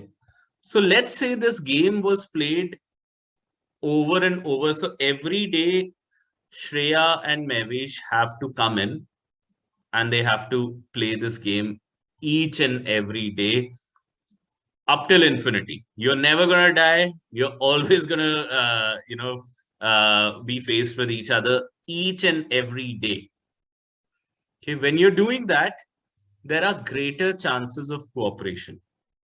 And why? Because maybe, let's say you both cooperated on day 1, both cooperated on day 2, but let's say on day 3, Shreya defected. Okay. So what's going to happen on day 4? Mavish is also going to defect, and then you'll be stuck in 2 for all your life. Right? So that,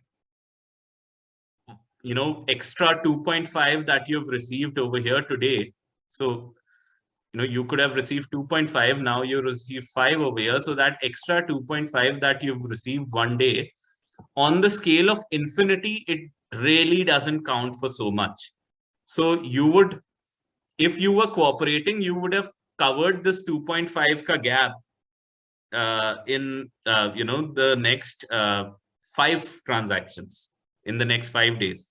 But if even one person defects, then you're stuck on 2 until infinity, right? So in infinite games where there is no last stage of playing, there is no last one day, there's no, the earlier game that we played was a single shot game. You're never going to see each other again, right? That's the reason why when you're talking about marriages, when you're talking about, let's say, reincarnation, as the case is with Hinduism, that you build your karma and then in the next life you will be. So while certain religions take the carrot and stick approach, other religions or other societies take the infinite game approach. So like in marriages, generally the gyan that you receive is that you're there forever and ever, saat janam and all of that. So that's why the idea is you to cooperate, because you're in an infinite game together, right? Why? Let me show you. If the game has an end stage, and there is nobody to play carrots and sticks, if the game has an end stage, you will still be stuck in defect. So let's say that instead of infinity, you were playing this game only for 4 days. Okay, so 4 days, both of you come in, you find those 5 apples, you distribute those 5 apples amongst each other. Okay, so hypothetically, let's say you somehow manage to cooperate on day 1, day 2, day 3. You're thinking right now, you're strategizing. Okay, so I'm going to give you a sneak peek of, let's say, what is going to go on in any one of your minds, either Shreya or Mavish. So both of you start, both of you think कि अच्छा पहले दूसरे तीसरे दिन cooperate कर भी लिया. Last day, which is the 4th day, this could be the 99th day, this could be the 100th day. As long as there's a last day, we are still having this problem. Last day, since, remember common knowledge of rationality, I know you're rational, you know that I am rational, I know that you know that, I know that you're rational, and so on and so forth. So let's say Mavish knows that Shreya is a rational person, which means she's a maximizer. So even if we do manage to cooperate on day 1, day 2, day 3, last day, Shreya would want to maximize for sure, right? So last day, Shreya would want to, Shreya will understand that day 1, day 2, day 3, Mavish has cooperated, which means day 4, Mavish will cooperate, which means I can defect and run away with 5 on day 4, right? But the point, so what is going to be your best strategy, Mavish? That last day you also defect, right?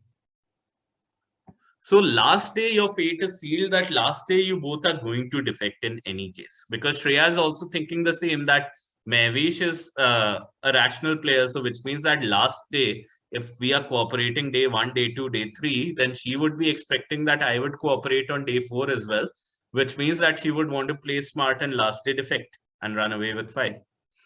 So my best strategy, given that I don't know what Mavish is going to do on the last day, I will also defect. Okay, so last day the fate is sealed. You're both gonna defect. Okay.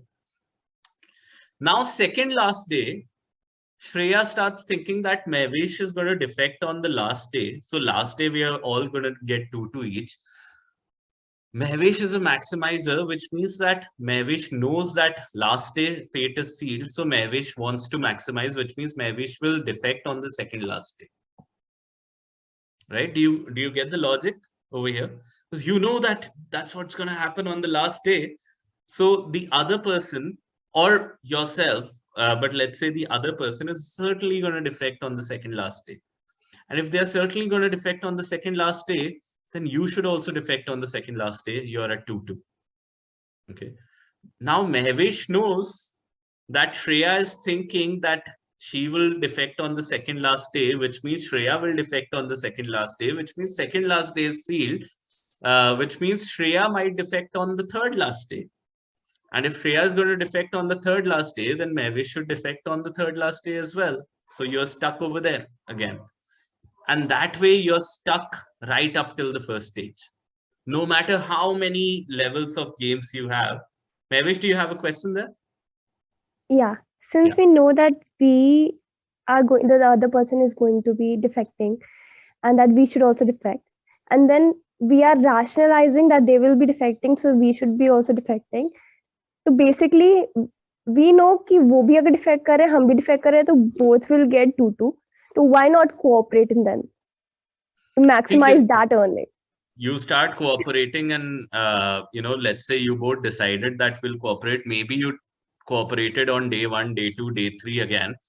And day 4, now you're again in that problem that you both have decided that you'll cooperate. You both have had a history of cooperation. But day 4, even if, let's say, day 4, let's say, Mehwish, you are convinced that Shreya is going to cooperate. She's been nice. Okay. Then it's in your best interest to go ahead and defect. Okay. Or you would be thinking that Shreya thinks that I am nice, so I will cooperate on the last day. So she will certainly take advantage of me. What do you have to trust Shreya at that point of time? Nothing. Last moment pe, to it's the last day, right?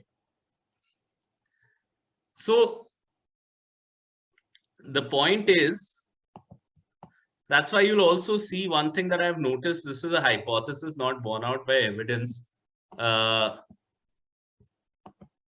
farewells and typically on the last year of your undergrad studies, all of the groups, they start fighting with each other.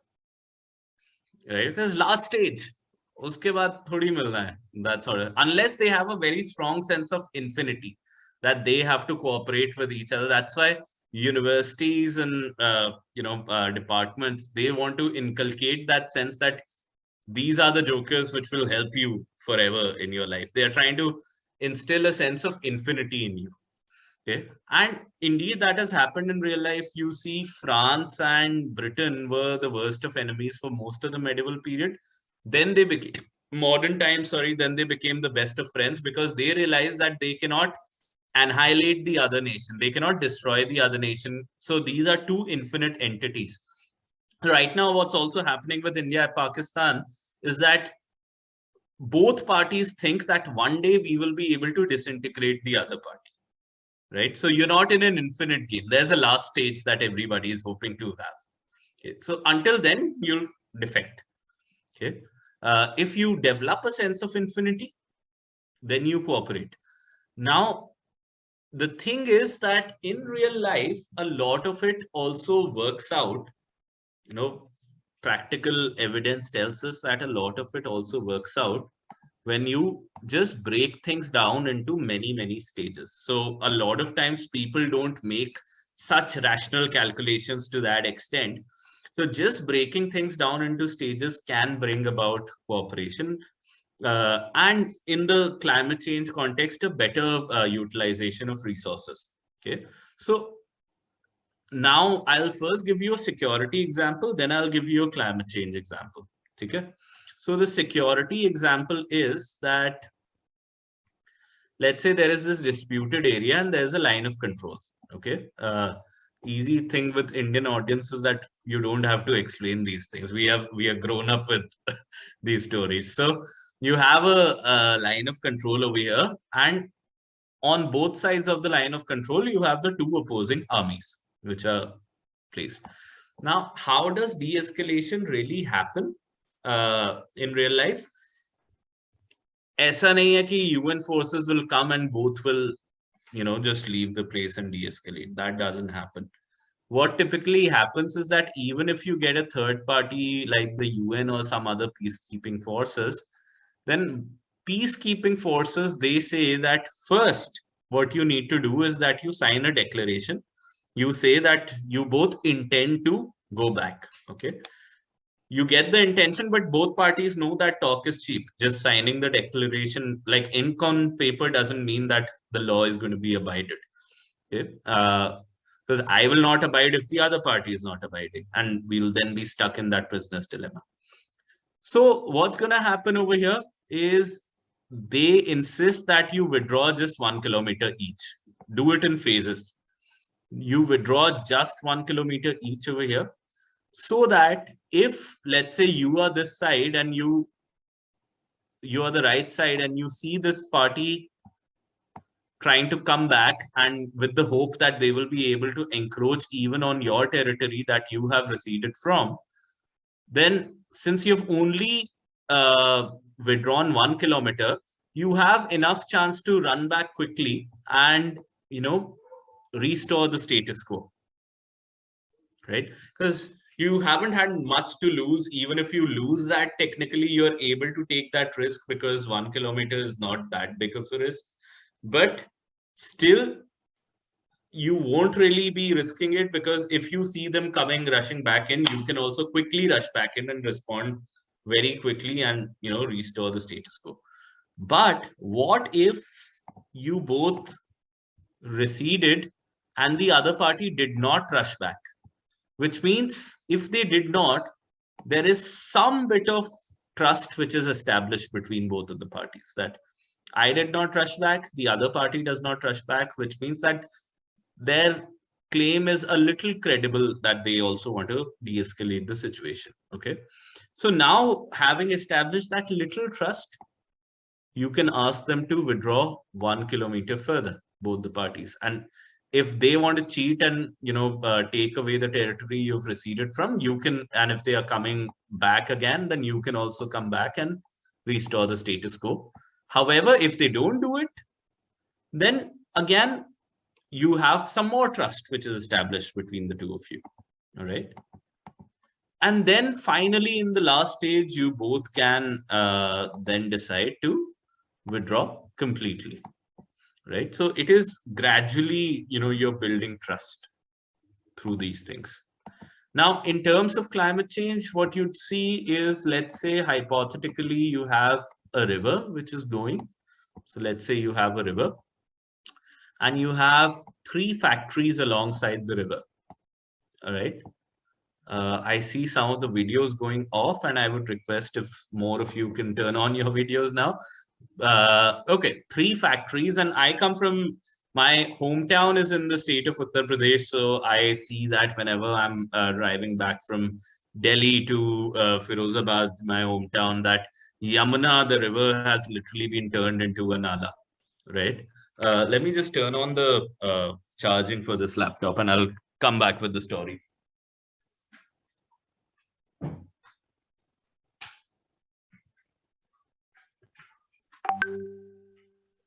Yeah. So what typically happens is that there are these factories, leather tanneries, etc., that throw waste into the river, untreated waste into the river. And not just leather tanneries, but many sorts of factories. But let's say for our story, this is just a bunch of leather factories that are throwing waste, untreated waste into the river. All right. Now, the government, and in this case, the National Green Tribunal, comes up with this law that nobody will throw this into the river. If you throw it into the river, we will fine you, we will get your factory shut, this, that, and the other, right? There's still a high chance, and in fact, that's happened, that there are, for example, around the Taj Mahal, 100 kilometers around the Taj Mahal, you cannot have any industry which pollutes the air. Otherwise, the Taj Mahal starts turning yellow because of the air pollution. It gets sulfurified. But still, if you go down the Yamuna Expressway, you'd see a number of brick kilns, or what we call eat bhattas, still throwing out all of those air pollutants into the atmosphere, which means that there is a law, but people are not abiding by those laws. And what's likely happening is that there's some inspector, some person who's going there, and they are being bribed. There's obviously rampant corruption, and the government's assumption that just because we have a law, that law will be abided, breaks down in these situations. Because what's happening over here, each of the factory, let's just think about how this person in factory 1 is thinking. What's their rationale?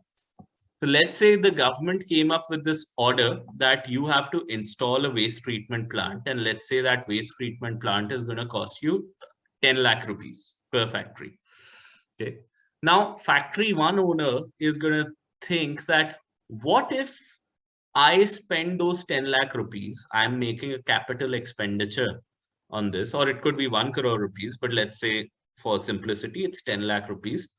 I do it, and the other two, they are able to bribe off the officer, who bribe off the inspector who comes in, right?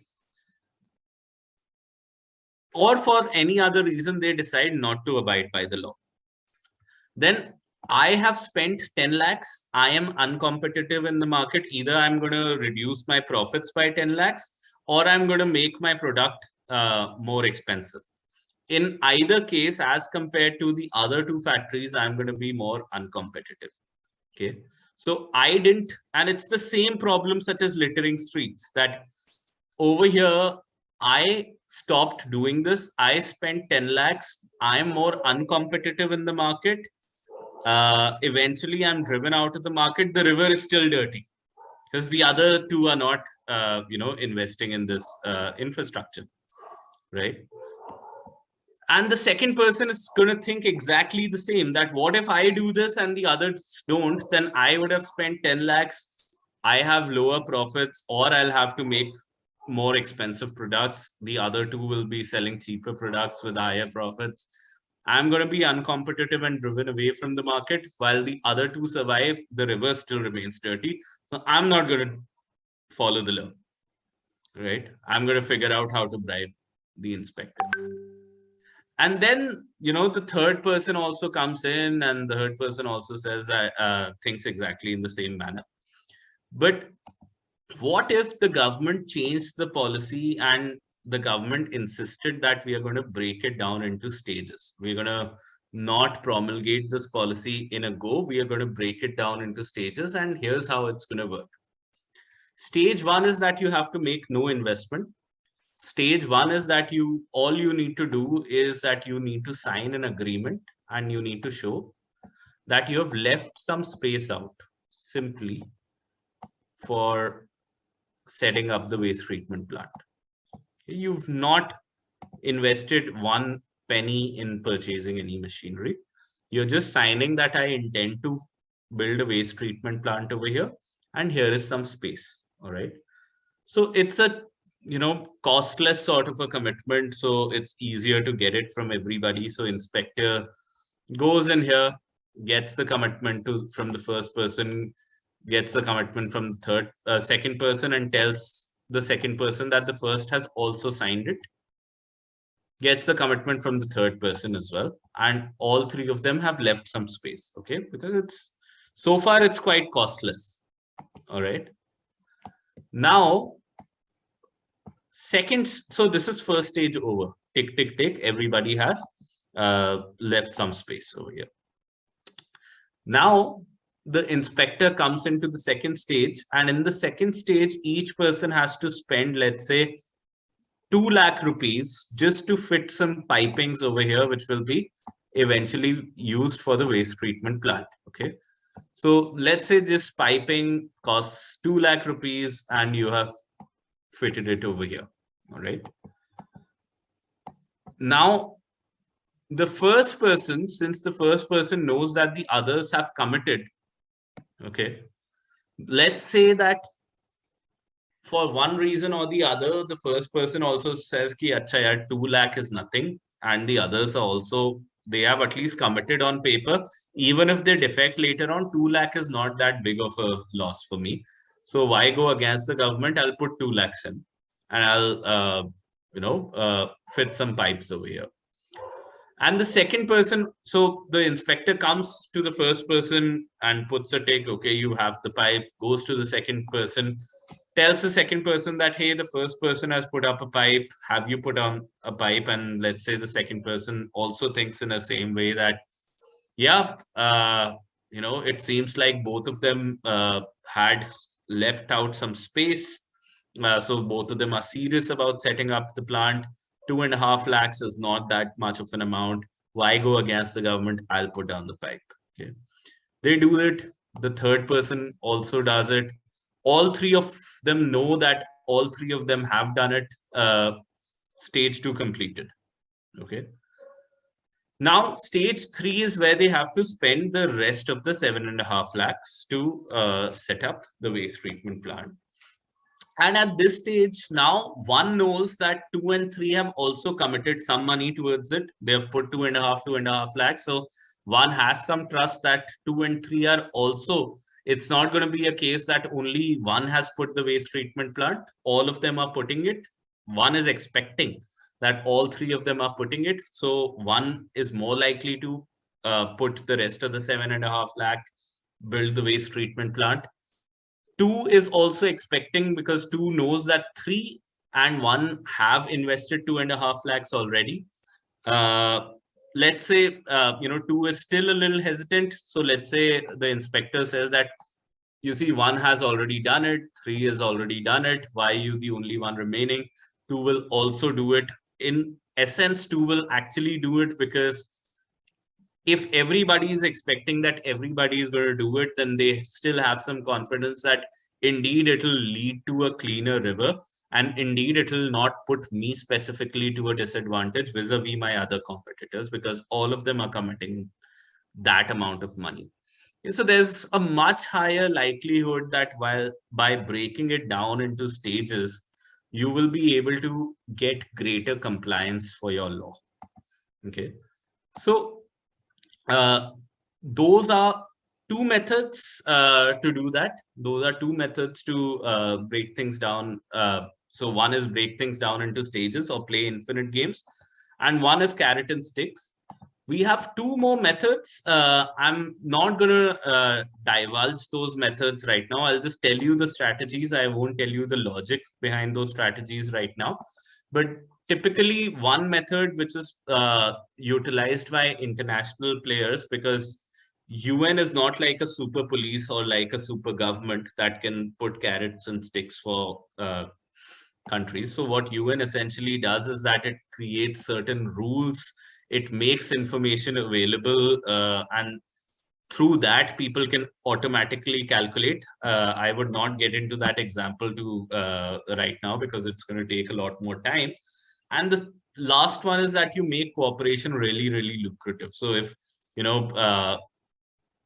I'm okay by cooperating only myself, if I'm, so, create a game like this where, I'm going to show you really quickly, where this becomes the Nash equilibrium. You create a game like this, where if you're over here, if you're on cooperate, then defect is 2.25, cooperate is 2.5. Similarly, defect is 2.25, cooperate is 2.5. And even if the other person is defecting and making a lot of bucks out of it, I would still cooperate, because over here 1.25 is still better than 1, right? There's a fine difference. I'm not getting into all of that, but essentially you see that in energy transitions towards, let's say, renewable energies, or batteries for energy electricity storage, etc. And if you make them more and more profitable, even if others are going towards coal, but you going towards coal and others going towards coal, both is going to lead you to 1. and others going towards coal is going to lead them to 2.5, while you going towards renewable is going to lead you to 1.25, then you're still going to go towards renewable. And if the others also realize that if you both go towards renewables, then you'll both make 2.5, 2.5 each, then you're both going to cooperate on renewables. So essentially, without going into the logic, if those are some of the things that we discuss in the fellowship, and in the fellowship we also play a computer simulation game, which is also very cool after this, and we have this whole course on not just game theory but on comparative public administration, why some policies work in some countries and not the others. We do that. But broadly, for your understanding, we have these 4 strategies. Number 1 is carrots and sticks. Number 2 is infinite games. Number 3 is the institutional one, which means make information transparent, create some rules in the world. And the last one is make cooperation really, really lucrative. All right. Now, having said that, let me just round it up and tell you as to why is it important in terms of public goods and common resource pools. Public goods and common resource pools are essentially things like clean air, clean water, etc., etc. So public goods have these 2 features. One is non-rivalry, another is non-excludability. Okay, the economic students would obviously know this, but non-excludability simply means that you pay for something, you get it. You don't pay for it, you still get it. So things like, your national army, you pay your taxes, they still protect you. You don't pay your taxes, they still protect you, right? Now, if you are a rational person, you would want to be in a situation where you don't pay and you still get the resource, or you still get the benefit, right? Non-rivalry essentially means that my consumption of a particular good doesn't eat into your consumption of that particular good. Okay, and things like sunlight, or things like a traffic lamp, which not a traffic lamp, a night lamp, which is out there on the streets, a street lamp. It's going to make me as safe. It's going to make me feel as safe as anybody else who's there on the street with me. So my consumption does not eat into your consumption. Okay, and that leaves us into these 4 types of products or goods that we have in this world. Almost all of the goods in this world can be categorized into whether they are rival or non-rival, or they are excludable or non-excludable. Again, excludable means you pay for it, you get it. Don't pay for it, you still get it. Rival means my consumption eats into your consumption. So pure public goods such as street lighting, national defense, etc., they are non-excludable, non-rival. And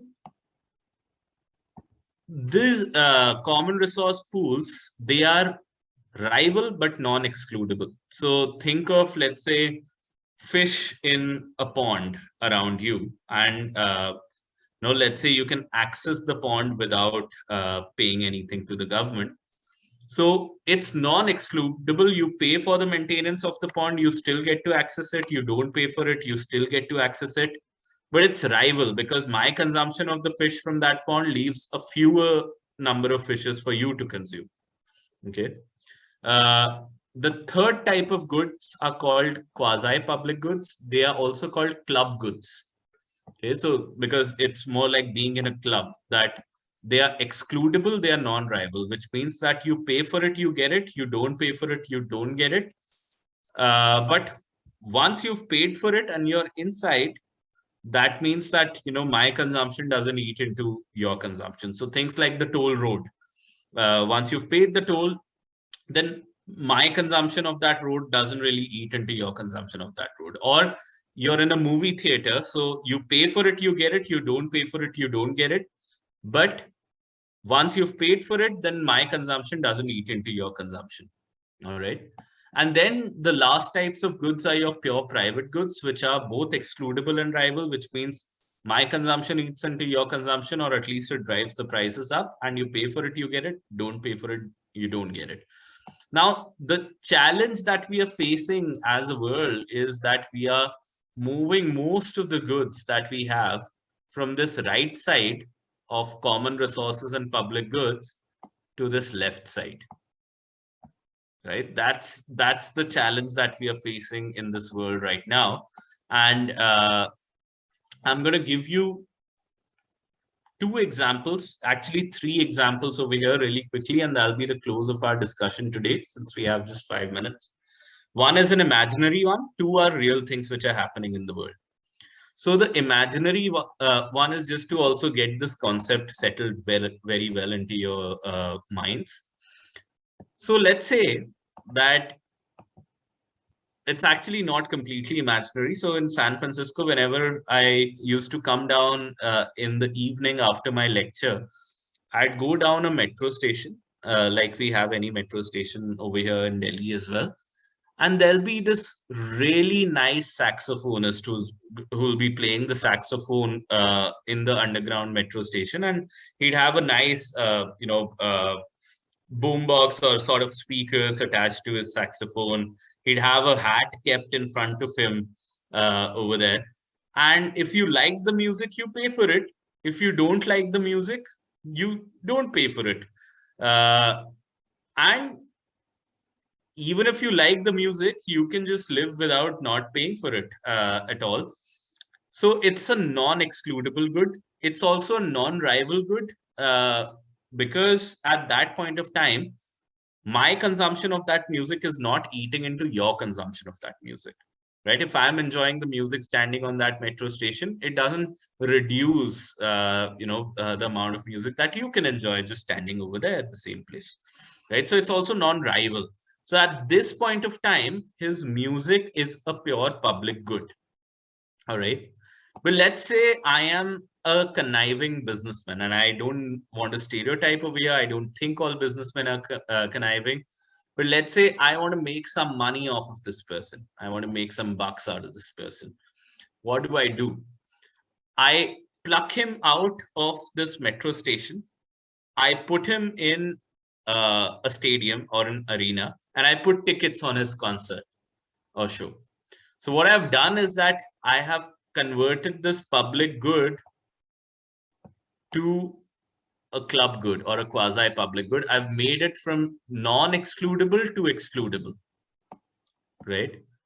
It's still non-rival because once you're inside of that stadium, your enjoyment of the music doesn't eat into somebody else's enjoyment of that music. But what you've certainly done is that you've made it excludable, all right? So you pay for it, you get it. Don't pay for it, you won't get it. Let's say I am even more greedy than that, and I want to make more money out of this person.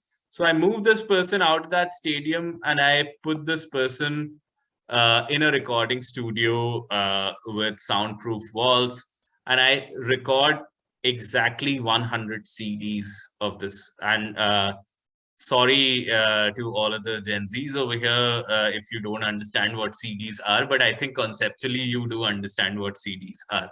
So let's say I only printed published 100 CDs of this person, and I put a legal label on the CD that nobody will reproduce the sound, nobody is going to copy the CDs, you cannot distribute it to your friends, you cannot put it on a speaker and then play it on the streets, okay? So it is only for your personal consumption. So I have made it also a rival good now. It's not only excludable, you pay for that music, you get it, you don't pay for it, you don't get it. I've also made it rival that there are only 100 copies. The moment somebody has bought 50, there are only 50 remaining, or those remaining 50 will be now sold at a higher price. Okay, so we have converted successfully this public good into a pure private good. All right. Now, if you think that, that's okay, then let me give you a very similar story, but talking about air pollution.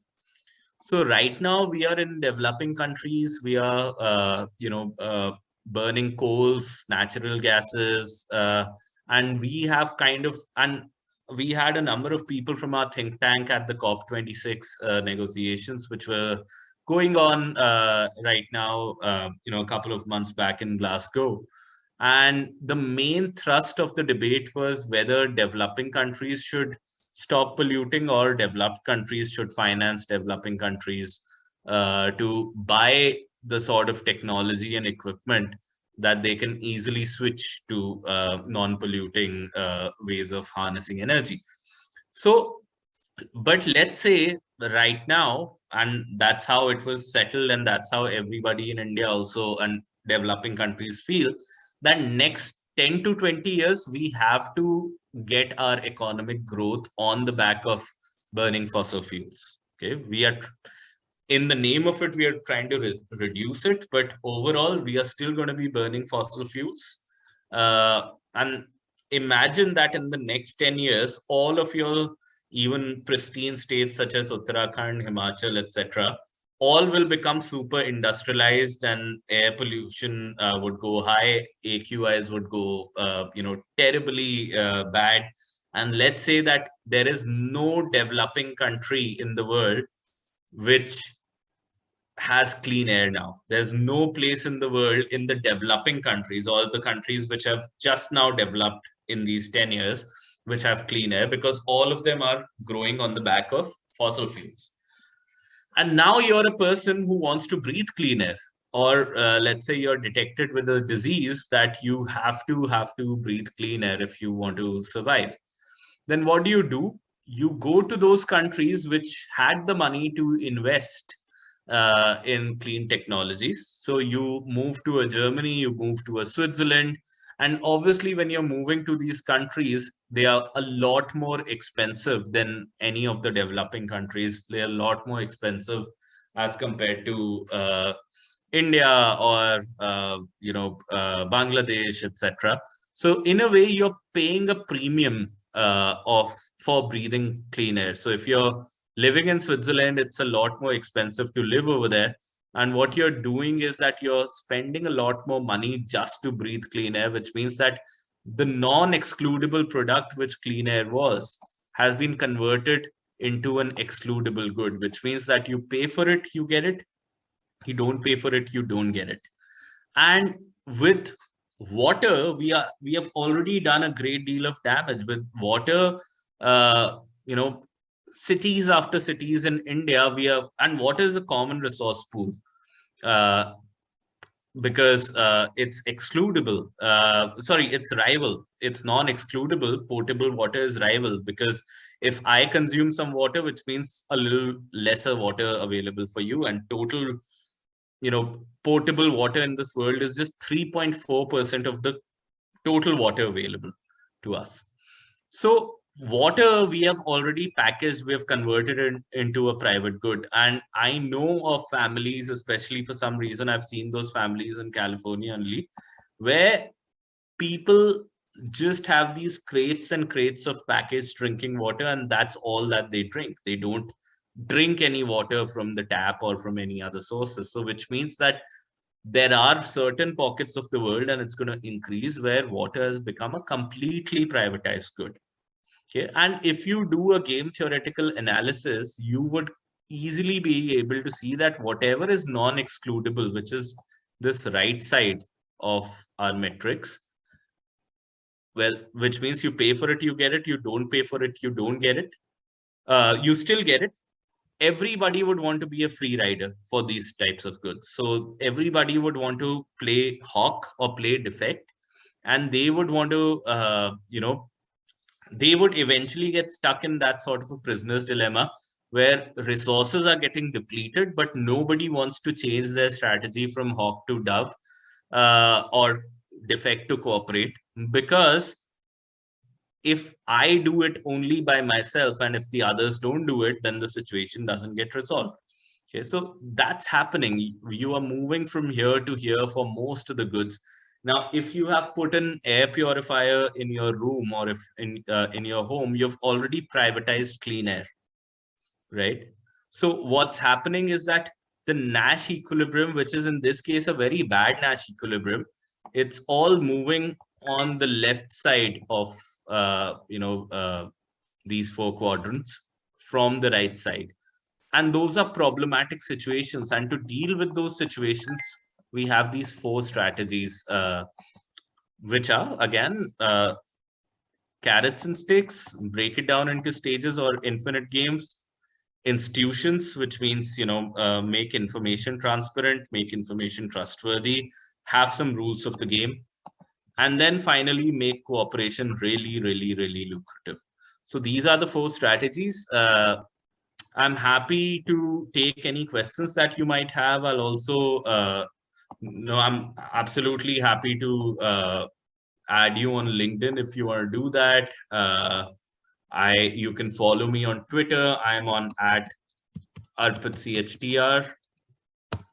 And I'm also going to drop in my email address over here if you have more questions or if you want to explore opportunities to research with us at some point of time. So there you go. If anybody has any questions, I can take them right now or I can take them later. I don't mind either way. Over to you. And it has been a pleasure interacting with all of you. Thank you so much, sir, for this amazing session. If anyone has any questions, they can type in the chat box or they can unmute themselves. Yeah. Till then, I'll be sharing a feedback form so the attendees who are here can take out a minute and fill it. Sure.